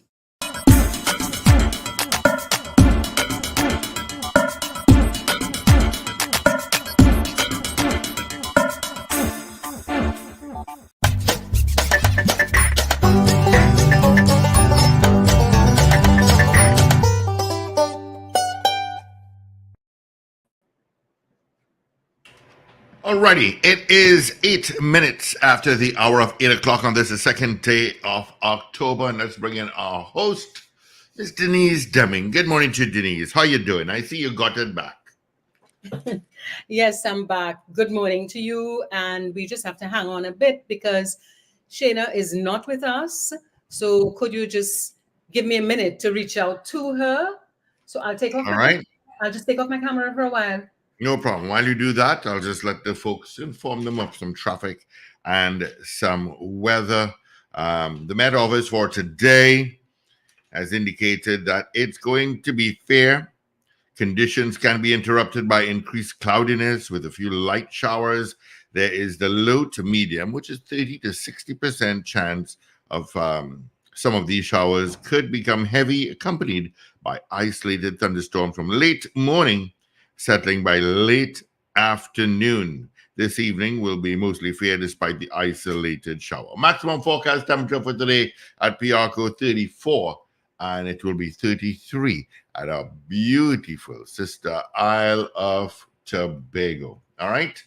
Let's see what traffic is looking like. It is heavy. Still out of Maraval, Long Circle Road. Yeah. 4 more minutes will be at Assumption Church. It's going to have some traffic. That starts at 9. Going up Lady Young Road, coming down from Santa Cruz to San Juan. I'm seeing one accident. It is by Orange Grove. It is westbound on the Churchill Roosevelt Highway. Your traffic is starting before Piarco, heading towards UE, where it's clear. The interchange, you'll get some congestion.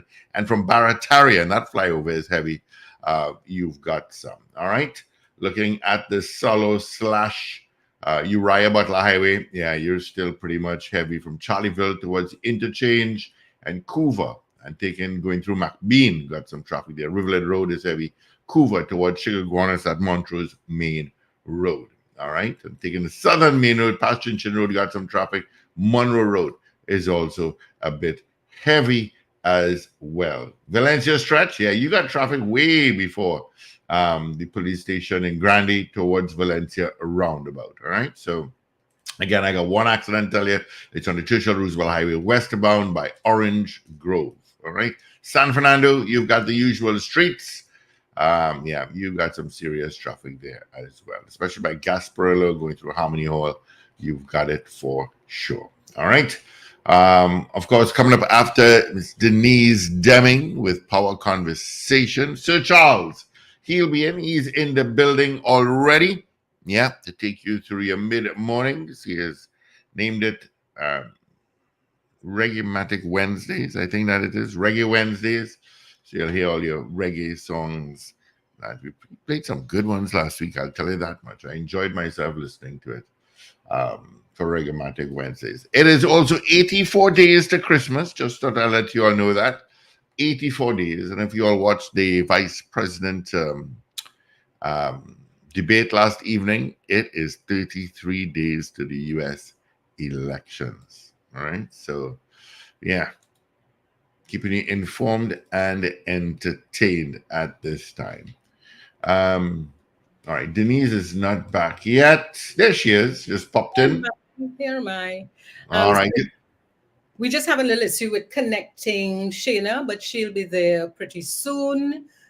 And just a reminder that this is a Monday and Wednesday program that I manage or I'm involved in. And it's absolutely a wonderful conversation because we have conversations with different people about different things that are trending in our country. If you wish to comment on any of the things that we're saying, please reach out to us on the chat or call us on 222-TALK. That's 222-8255. If you're in the US or Canada, toll free 866-525-1099. If you wish to WhatsApp, it's 868-318-1021. And Shayna is still not with us as yet, but I know she's on the way because Paul will be sending her the StreamYard link. And this is such a wonderful opportunity that we have where we are using, it's radio, but it's digital radio. So you can see the participants. And here we have our guest today, Shayna Weston. And welcome, Shayna. It's so wonderful to talk to you. It's so wonderful. Thank you.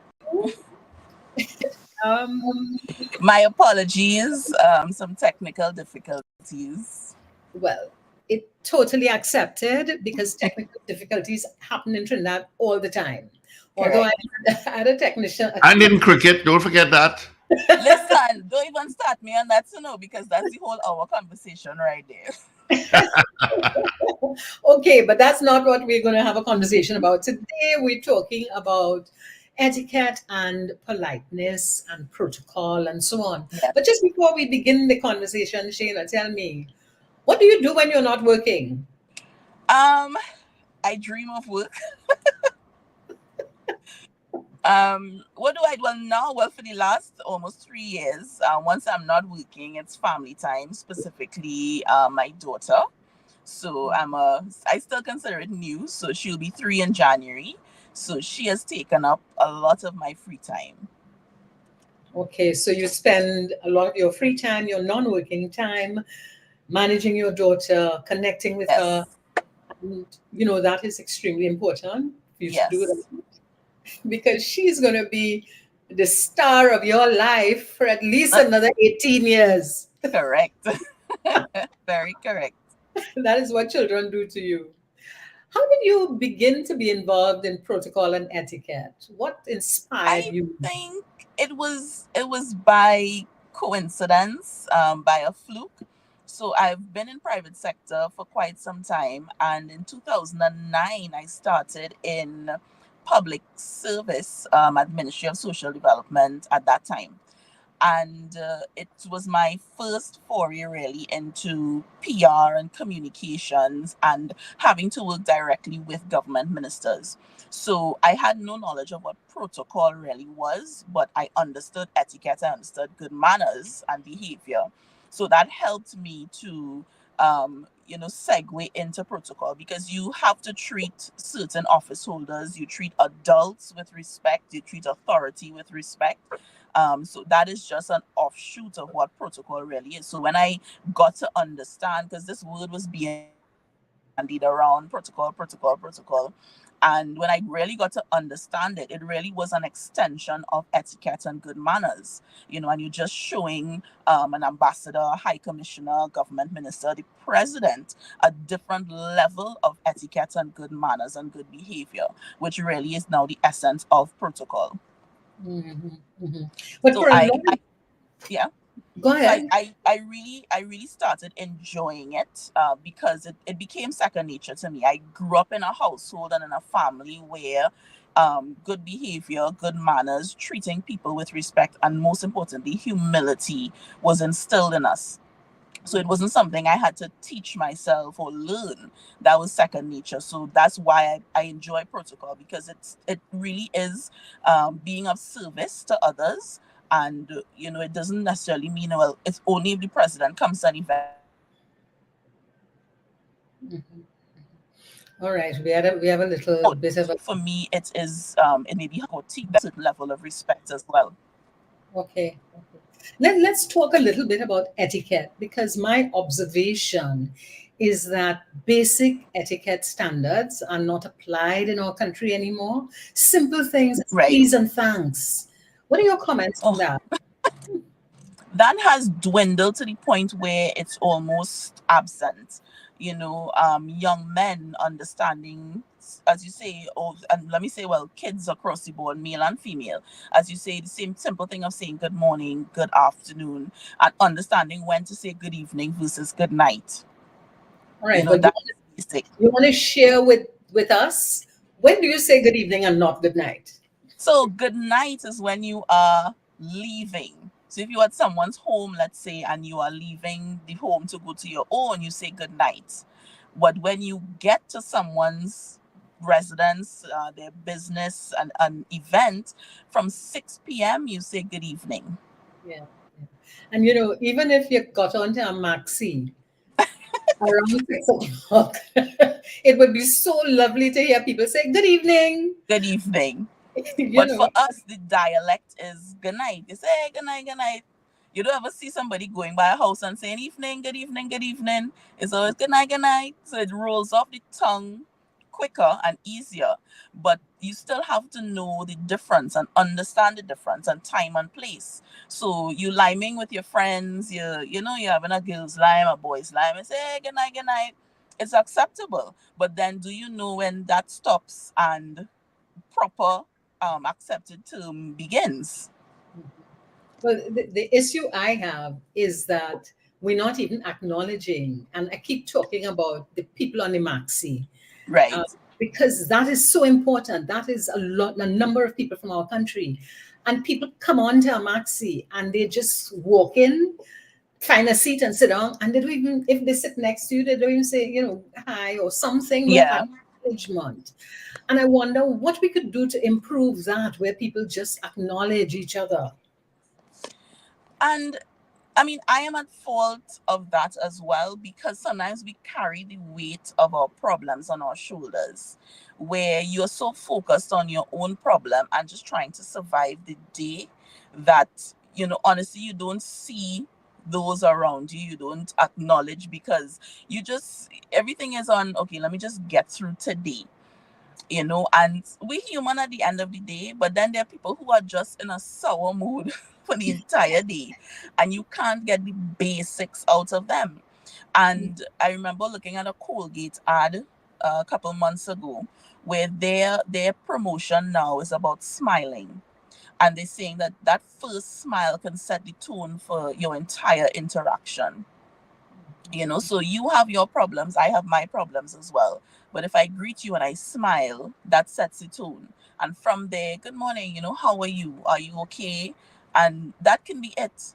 I don't need to hear your life story, but just a simple, hi, good morning, how are you? Welcome.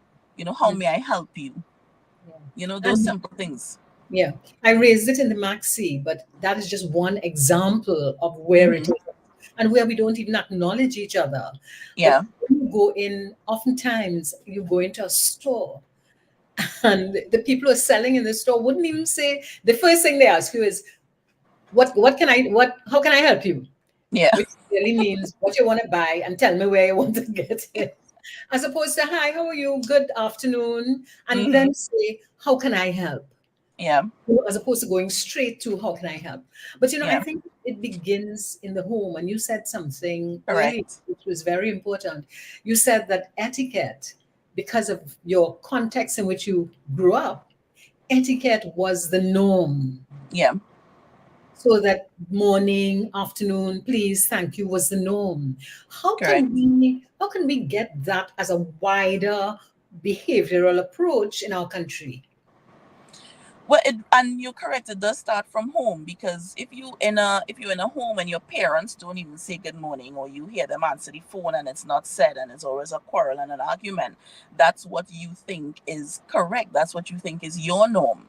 So adjusting all of that is such a culture change that even if we start now, you may not see the effects until probably 5 or 10 years from now. But then the schools also have a part to play, because from preschool, my daughter is just about to start preschool, and I've instilled the please and thank you and you're welcome with her. So that's off the bat. And I would continuously say, she would come and say, mommy, juice, and I'll say, well, what do you say? And she said, please. Or sometimes she may say it on her own. But then in her school as well, they also instill that. So from a preschool, from a primary school level, as much as we say, well, teachers are not parents, they also play a key role in that level of education. So a child should be able to come home and say, hey, mommy, I learned to say please and thank you today. And then the parent now encourages it. Don't tell them, well, nah, when you're in school, say that. No. They bring it to you, they've learned something, and you as an adult or the parent know it's correct. So encourage them to continue. And you yourself now going to say, okay, if my child is saying it, let me say. Let me continue to with that development at home that they're getting at school. Do you think there should be any national awareness program to encourage or reestablish these things? Definitely. Because and it goes to the protocol conversation as well. Children should know how to greet their elders, how to greet adults, authority figures, office holders. And while there are those who are friendly, who are unofficial about it as well. But you must know, if you're going up to the president, how do you greet her? Your Excellency. And from there, how she leads the conversation, you can follow. But you don't just walk up and say, hey, look, the president there. So I have tried from my side with certain documents, videos as well, to help people understand what to say, why we say it, and dispel that notion that, it's something that is negative. Protocol and etiquette is not a negative thing. It's about showing respect, and it's also shown in return. So Okay. as much as can be done on a national level, whether it's through schools, whether it's through government communications, whether it's through private communication, we have to start to instill these things as norm and not a negative thing. Yeah. I would love to see us do an awareness program about please and thank you. And every time I think about this, Sri Canal comes to my mind. Right. The song that they talk about, good morning, neighbor, morning. Yeah. I think that is such a wonderful song. And we need to just give it a little more playing so people understand that it's not just Sri Kanal singing, good Yes. morning, neighbor, good morning, but it is a suggestion that you should be saying, good morning, neighbor, good morning. Yes. If you respect your neighbor and if you live in a community, there's a whole lot of benefits that could be derived from that. Correct. So, Shayna, if a miracle happened and you were in charge of protocol in the country, what would you Yes. do? Oh, I would definitely go to the schools. I would start at the schools because, once they have that basic, it can go up to their parents, it can go up to the adults, but then also separate campaigns for the adults as well. Because you see the adult behavior being displayed and portrayed on television, you hear it on radio, you see it when they write some of the articles in the newspaper. And when children see that type of behavior, then they think, well, it's okay because an adult is doing it. Yeah. So let's take for instance, and I try to stay away from government and politics, but whether past or present, you may not like the prime minister, the person who holds that office, right? But you see people, they would go outside the Red House, or they would write up on Facebook and being very disrespectful, so that children will think that's okay. I can go on Facebook and say what I want to say about the president, the prime minister, the opposition leader, whomever, when it is wrong. So yes, you can express an opinion, but you can't cross into now being disrespectful because there's a particular office. So, and you have to separate the office from the person that holds the office. So that's one. Yeah. That's an interesting statement that you've made, and it has brought to my mind the statement, the honorable. And years ago, I learned that the honorable was really associated with the office and not the person. Is that still acceptable? Well, it's assigned to the person who holds the office, so that we don't say the honorable prime minister or the honorable minister. So the title of honorable goes to the person's name that holds the office. So we would say Dr. the Honorable Keith Rowley, as he's current prime minister. We would say the Honorable Terence Dayal Singh, as opposed to the Honorable Minister, Mr. Terence Dayal Singh, or Terence Dayal Singh. I've seen where people have the Honorable Minister, the Honorable Terence Dayal Singh, Minister of Health. So you're doubling the use of that honorific title. So and even in writing letters as well, I would see it. So while it goes to the office, the title is assigned to the name of the office holder. Okay. I think that's different. I think in the 70s and 80s, when I was involved in that kind of thing, it was really the office and not to the person. But if that's what we're doing in modern world, then that's what we do. Okay. You talked about campaigns. What other campaign would you do to just transform, make things a little different? What would you do? I would decrease that divide between office and citizen, because we see so many offices, and when I say offices, from presidents come down, that are often unreachable, out of touch for the average person. And the president's house has done a great campaign where they've tried to cut down on that divide, where their excellencies are going out more often to schools, to visit schools. Schools are coming to the house of president's house to visit more often, so that they're not just seeing this person on a photo or on their television. They're getting to see and interact directly. So they realize, but she's human the same way that I am. The only difference is she is the head of state of the country. And I found from the feedback that those kids and the teachers as well, there's now an ease of reference.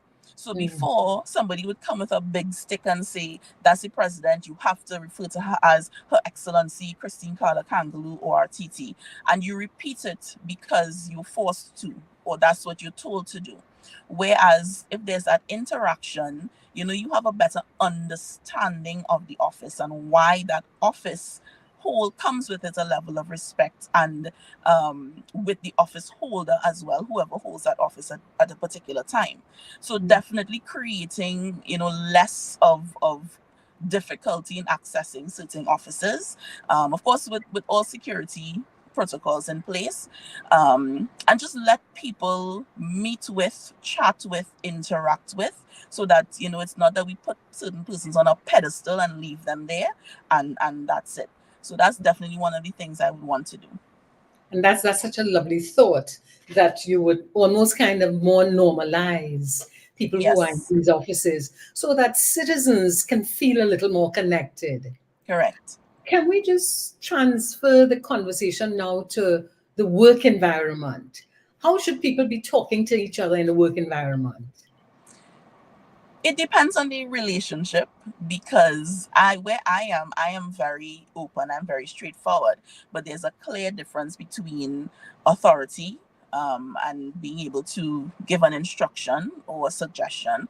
So my boss, who's my permanent secretary, I treat with her with a level of respect because she heads the organization. She's the authority figure, and I don't just barge into her office. I knock and I ask if I may enter.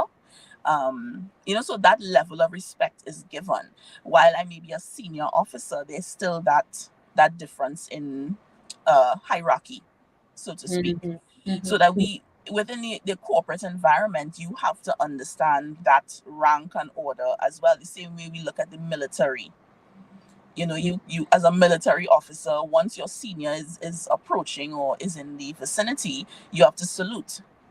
Yeah. So that's their show of respect. So we don't salute in an office, but how do you show respect to those who are in higher office or higher authority to you? And as we initiated, the good mornings, the good afternoons, the good evenings are lacking. You don't show respect because you don't like someone, and liking has nothing to do with showing respect, as we said. So that we have to now instill that authority and that respect within corporate offices as well. We look at things like corporate etiquette, how people send emails. Even that we don't get correctly, because you think it's an email, it's a social message, as if you're posting on or you're sending on WhatsApp. So I've gotten emails from juniors and from seniors where there's LOL, laugh out loud, and that's a WhatsApp thing, and different things, and I'm saying, but this is a professional email. This is an inter-office email. Why are you sending those acronyms or those short type words to a senior? That's not the type of conversation. So the same way you would pen a letter years ago is the same way you write an email professionally. And what does that mean? Do you write dear Mr. So-and-so or Miss So-and-so? I personally do it. So I would say I would put dear PS or at least good morning PS. So I give her that respect in saying permanent secretary. So I may not write it out. And then of course it's also what is acceptable in your own environment. So within government service, we say PS, we say DPS, and that's acceptable. We don't have to say the entire permanent secretary. I may put it if it's an extremely, or if I'm starting off the conversation, I would put good morning PS so, and then continuing from there, because I've established a certain level of respect, then I continue to what is accepted as saying dear PS. So is there a distinction between sending a text and sending an email? How? If you are sending a text, know who you're sending it to. So my boss is not my friend, right? My colleagues are also not necessarily my friends. And when I say it's in a wider context. So you are in work, and if you are having a professional conversation, then ensure that it's understood that the conversation is a professional conversation. So if you're sending a WhatsApp, you're sending a text message, the least you can start off with is good morning. Yeah. Or you may switch into dialect and leave all the good and just say morning. Yeah. But what is that opening salutation? And that is what is often missing. There's no opening salutation. So I'm sure you may have gotten a message where somebody just starts off the message. Yeah. People, I get that a lot. And at my stage in life, oftentimes when I send a WhatsApp, I would send it with a very good opening statement. So my most important one is to say to people, may your universe continue to thrive in the way you desire. Yes. And I would write that. I would spend the time writing that. And it is because just my feeling is that people are just so annoyed today, and they're just so, they're not interested in warmth and love and so on. Yeah. So from in my circle and even professionally, I'm looking for warmth. Because that is a big issue in our society. But in the 80s and 90s, the workplace was very, very formal. Today, it's not formal. What are your comments about how should people come into work? What do you wear? How do you walk in? How much time you have? We have a lot of time. I think I have an old soul because to me, certain things should be the norm. And over the years, I've realized that you can't assume that people know things like dress code are the norm. So I've seen, like, I would drive in slippers, but I have my shoes or my heels in the car. So that's for my personal comfort. But I'm not walking into my office in slippers. I'm not going to a meeting in slippers. I'm professionally dressed. And I would see, yeah, sorry. I would see the security guard. Yeah, I would see persons coming into the office and younger ones at that, with the skirts at their thigh, or it's so many things. And I'm torn between, do I say something? How will they accept it? Because I understand that not everybody grows up the same way, not everybody is taught the same things. So it may really come from a place of ignorance. And they've never been taught how do you dress for an office, but not everybody can accept that type of advice or suggestion. But for them, they would go into a store, or they would leave home. They would leave home, and their mother, their father, their siblings, their aunts would say, yes, that's how you're going to work. Go ahead. So that bothers me. So that from, let's say, secondary school, there should be classes, there should be post CXC or CSEC, as to how do you dress for an interview, how do you dress to go to the office, because that interview part as well, your dress code can stop you from getting a yes. Yes. You can have all the qualifications in the world, but they will look at you and say, but I saw she dressing. That's not what they want in their office, and it's not their job to teach you how to dress properly. Yeah. One of the observations that I have made, though, is that there's a distinction between dressing in the creative environment and dressing in the business context. In the creative environment, people tend to they get away with a lot of stuff. Yes. But if you're in a formal organization, a bank, an insurance company, an energy company, and so on, there's some expectations with regard to dressing. Correct. Here's a question that I have.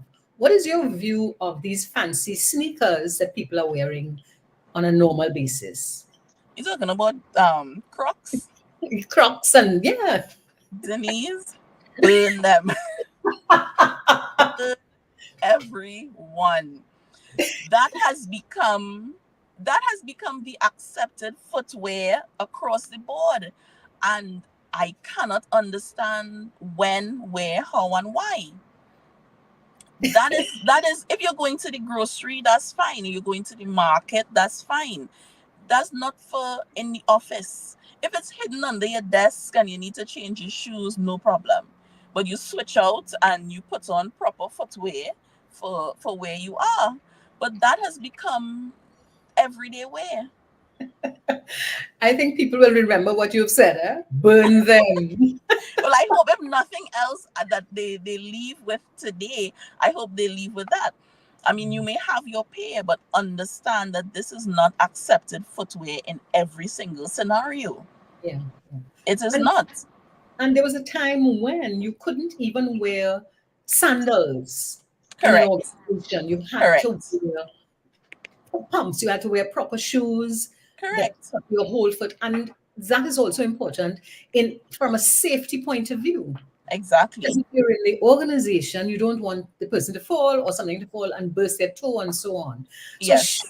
Full shoes used to be the thing in the 80s and 90s. I don't know what it is today.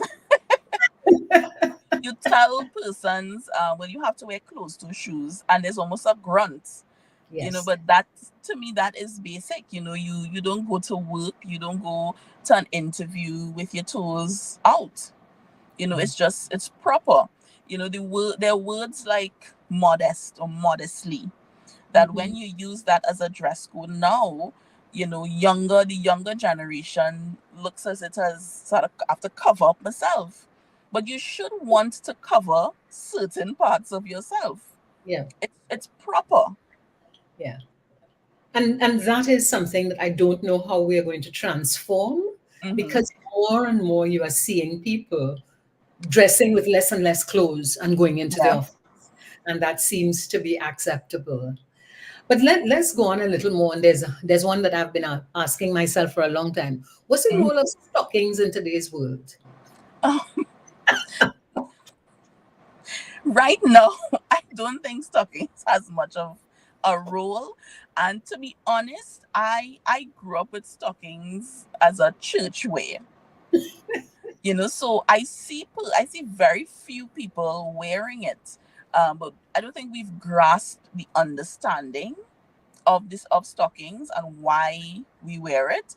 And then sometimes it's so much difficulty in putting them on and using it, and you get the run and you know, so but even that can come back into play, you know, because it finishes an outfit, you know. But if you're wearing proper attire, if you are covered, you're modestly dressed, you know, within your own realm, then would stockings be necessary?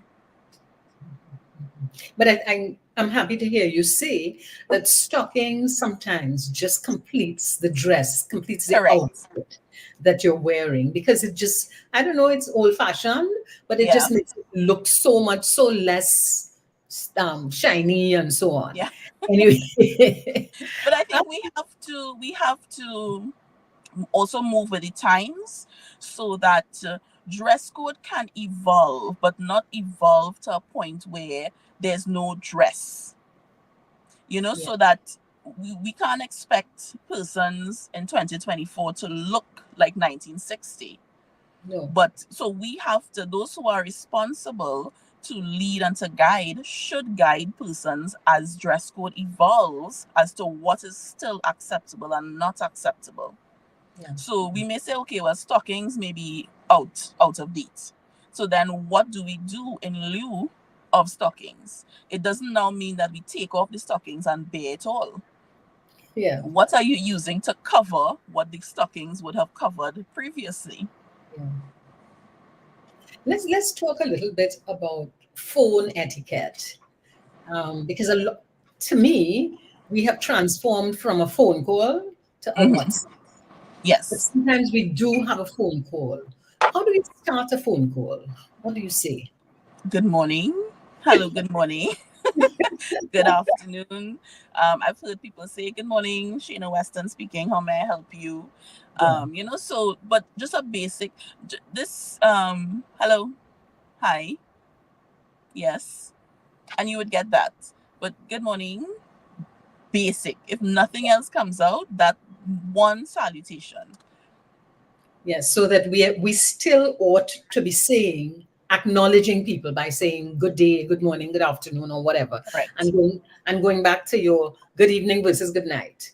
Yes. That we talked about at the start. Yes. As opposed to people just answering the phone, hello, and then you have to, In terms of speaking to, let's say, your boss, should you be calling your boss Mr. Richards? You should start off by saying Mr. Richards, and if your boss indicates otherwise, then you can do one of two things. You can either agree to him saying, well, no, you can call me John. And if you are not comfortable with calling him by his first name, then you can also politely say, well, you know, with all due respect, I'd like to call you Mr. Richards because I believe your position requires such. Yeah. So you can go either way. You know, if you're given the opportunity to use a first name, that's fine. However, don't think that being given the opportunity to use a first name removes authority and removes respect. And even if you're given the authority to use the first name, oftentimes that's in private or within the interpersonal context. But if, let's say, another person comes into the office or a stranger comes in, then it really makes a difference for you to go back from saying Paul to saying Mr.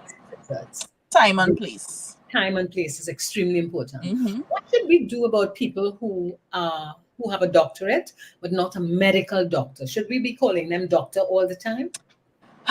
You're preempting one of my videos because I held back from posting about that just out of respect for Roy Cape's funeral.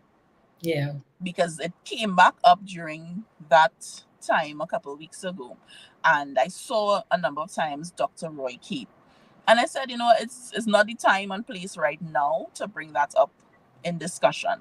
But from what I've been taught and what I've looked at and researched, the doctorate is only applied when that person is in the space where they've been given the doctorate. So if UE awards you an honorary doctorate, you are Dr. Denise Deming in UE. Yeah. Outside of UE, you're not Dr. Denise Deming. Yeah. I hear that the honorary doctorate is not one that should be used all the time. Correct. You only use it in the context. Correct. But let's say I had worked on my doctorate and submitted, and I now have PhD. What do they call me? So when they're introducing you, you are Dr. Denise Deming. When Yes. you are introducing yourself, you don't use doctor. Yeah. Well, that's something we need to look at. So, for example, there's someone who I'm in contact with, and their goodbye is always Dr. So-and-so. Mm-hmm. So they have it in writing. Right. And I wonder about that, because how I would have done that is put their name and put PhD at the end. PhD, correct. That is correct. Starting it off with a doctor. That is correct. Because I wouldn't, if I'm introducing or I'm doing salutations, I wouldn't say, if I'm introducing you, so I wouldn't say Denise Deming, PhD. An introduction would be Dr. Denise Deming. But if you are doing the writing and signing, the PhD would come at the end as opposed to the DR at the front. Yeah. All right. I want to transition a little bit now to dining and social etiquette. Do people still use knives and forks? With much difficulty. Because I've sat in restaurants where I see people, they're mentally trying to work out left hand, right hand, knife, fork, and then you see them put down the knife and just eat with the fork. Or the soup spoon goes for another use and vice versa. So even that etiquette, and just actually sometime last week we were dining and we were having a conversation about dining etiquette, and I was explaining to a gentleman that the proper way is actually to have your fork with the hump up, that curve. Yeah. So he's saying, but no food could fit on that. I said,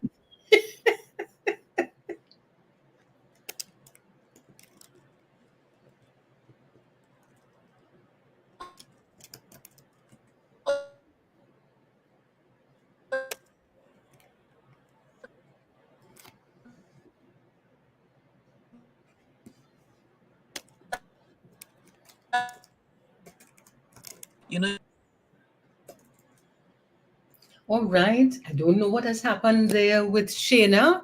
Yes, you hearing me? Yes, I'm hearing you now. Yes, right, sorry. So I was explaining to him the hump of the fork is really supposed to be up. So your fork should look like this as opposed to this.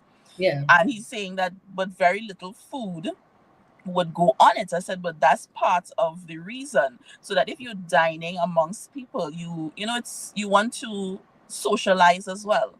And you don't want to have a fork heap of food going into your mouth and food falling out of your mouth. Okay, and that's a big issue that long ago people were taught to put the food on the back of the fork and put it in their mouth, so it goes in their mouth, not like a spoon, but with the back, and it helps, but that doesn't happen anymore. No. What about drinking from a glass? one of the things that I often see is people, the glass they just empty the glass, or they have the ice all over it. What is And you some hear the slurping. so what is some guidance you have for people? You don't gulp, so you sip, right? So there's a saying, I don't know if you've heard it, that people use often. Eat and come, don't come and eat. Yes. Right? And I think that rings so true. So don't go to an event starving, because you're not going there to gobble down food and beverage, but you are sipping. You sip your wine, you sip your water. You're not gulping. You're not trying to guzzle it down so you get the ice in the glass. Worse yet, if your beverage has finished and there's ice, you're knocking back the glass to try and get the ice. Or you may have had a cocktail and there's a cherry or pineapple that's gone to the base of it, and you're trying to knock it, and you're using the back of your hand and trying to push it out. That is unacceptable. You can do that at home if you wish, but in a social setting, an official setting, you don't behave in that manner. If you can get a straw, so you can use the straw and politely sip from the straw, then that's also fine. But we're not there, we're not at the bar, so we're not trying to toss back beverages. What about a lot of people who you see them in bars drinking out of a beer bottle? Mm-hmm. What are your comments on that?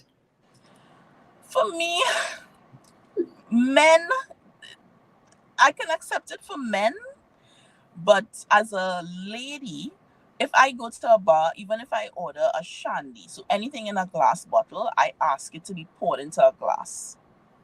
And for me as well, I think servers, waitresses, bartenders should know that if you are offering a beverage to a lady, you put it in a glass. Yeah. And sometimes they give you without even any napkin that's around it, nothing, not a straw. They just toss the bottle at you. So, Shana, how are we transforming our society? How are we going to fix all these things?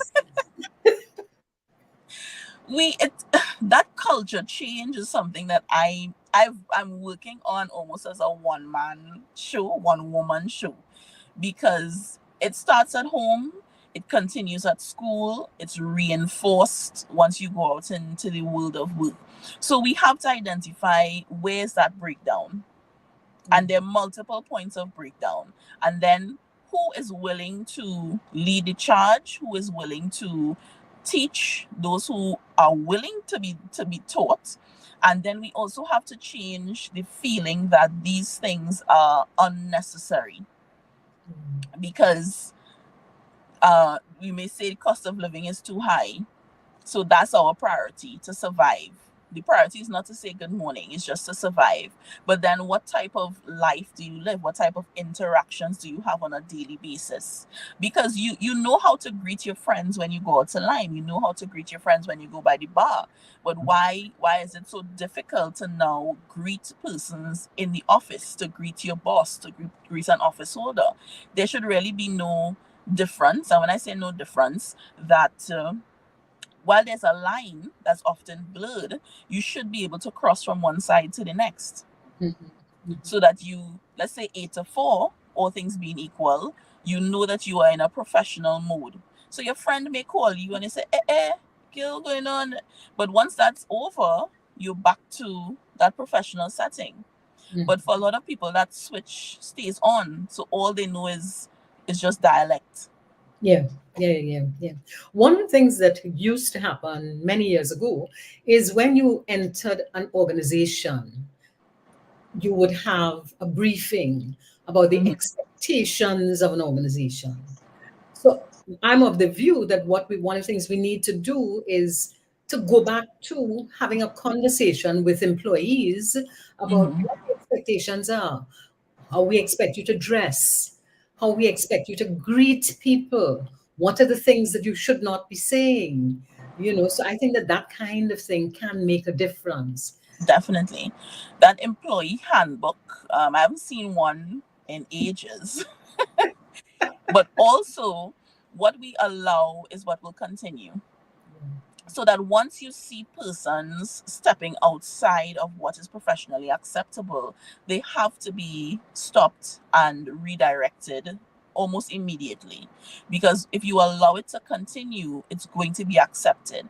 And at a point where it's now going to be difficult and you're going to get resistance from persons to change. Because I've been coming in my slippers and my short skirt and my sleeveless blouse for a year.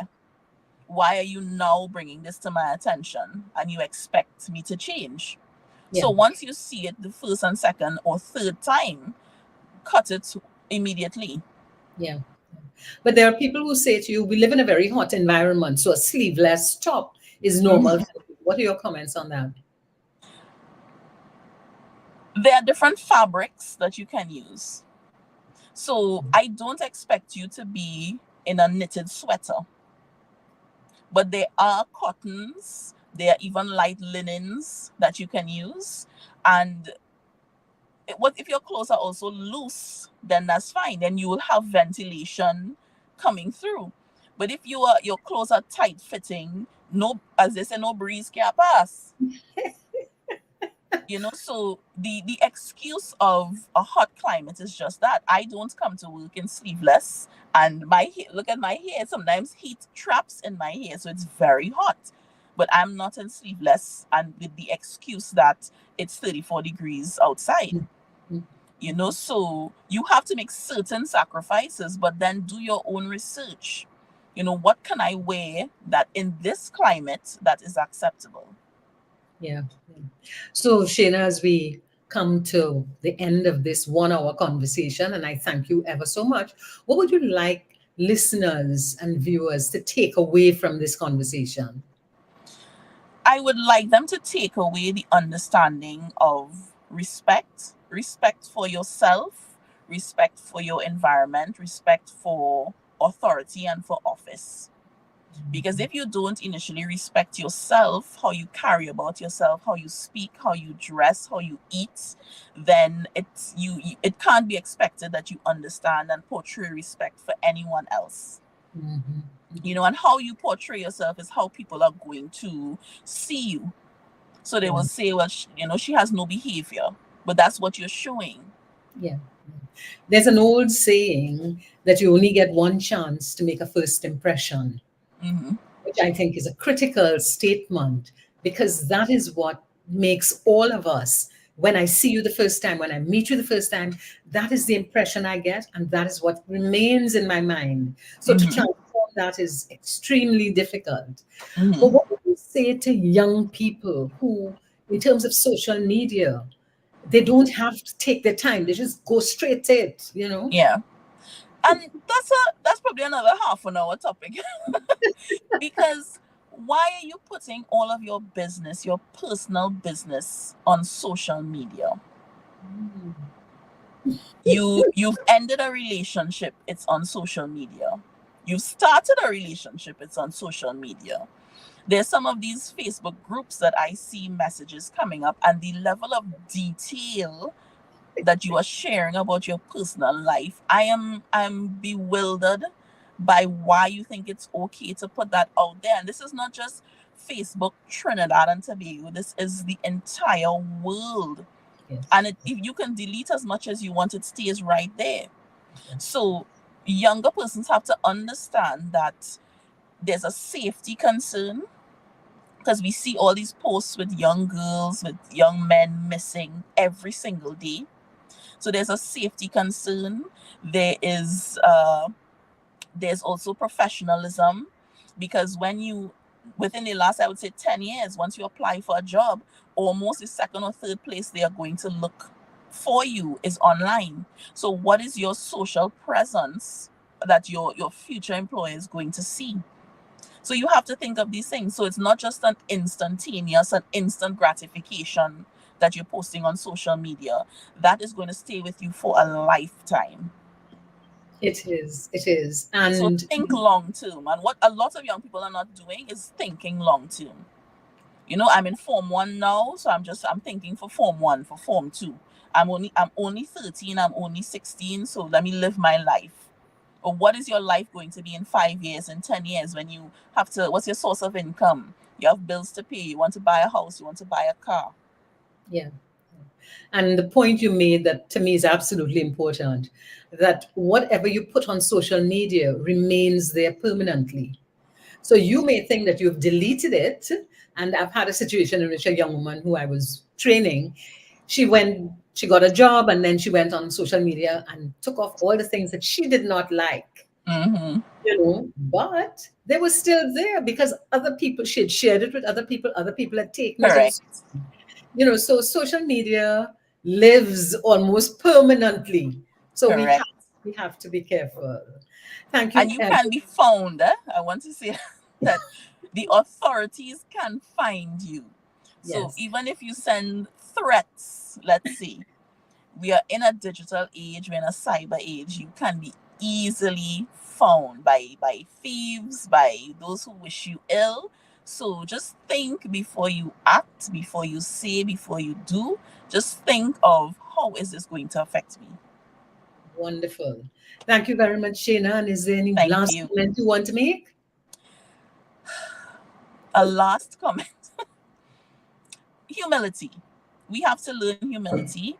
We have to understand that service to others does not degrade us and does not take away from our own worth.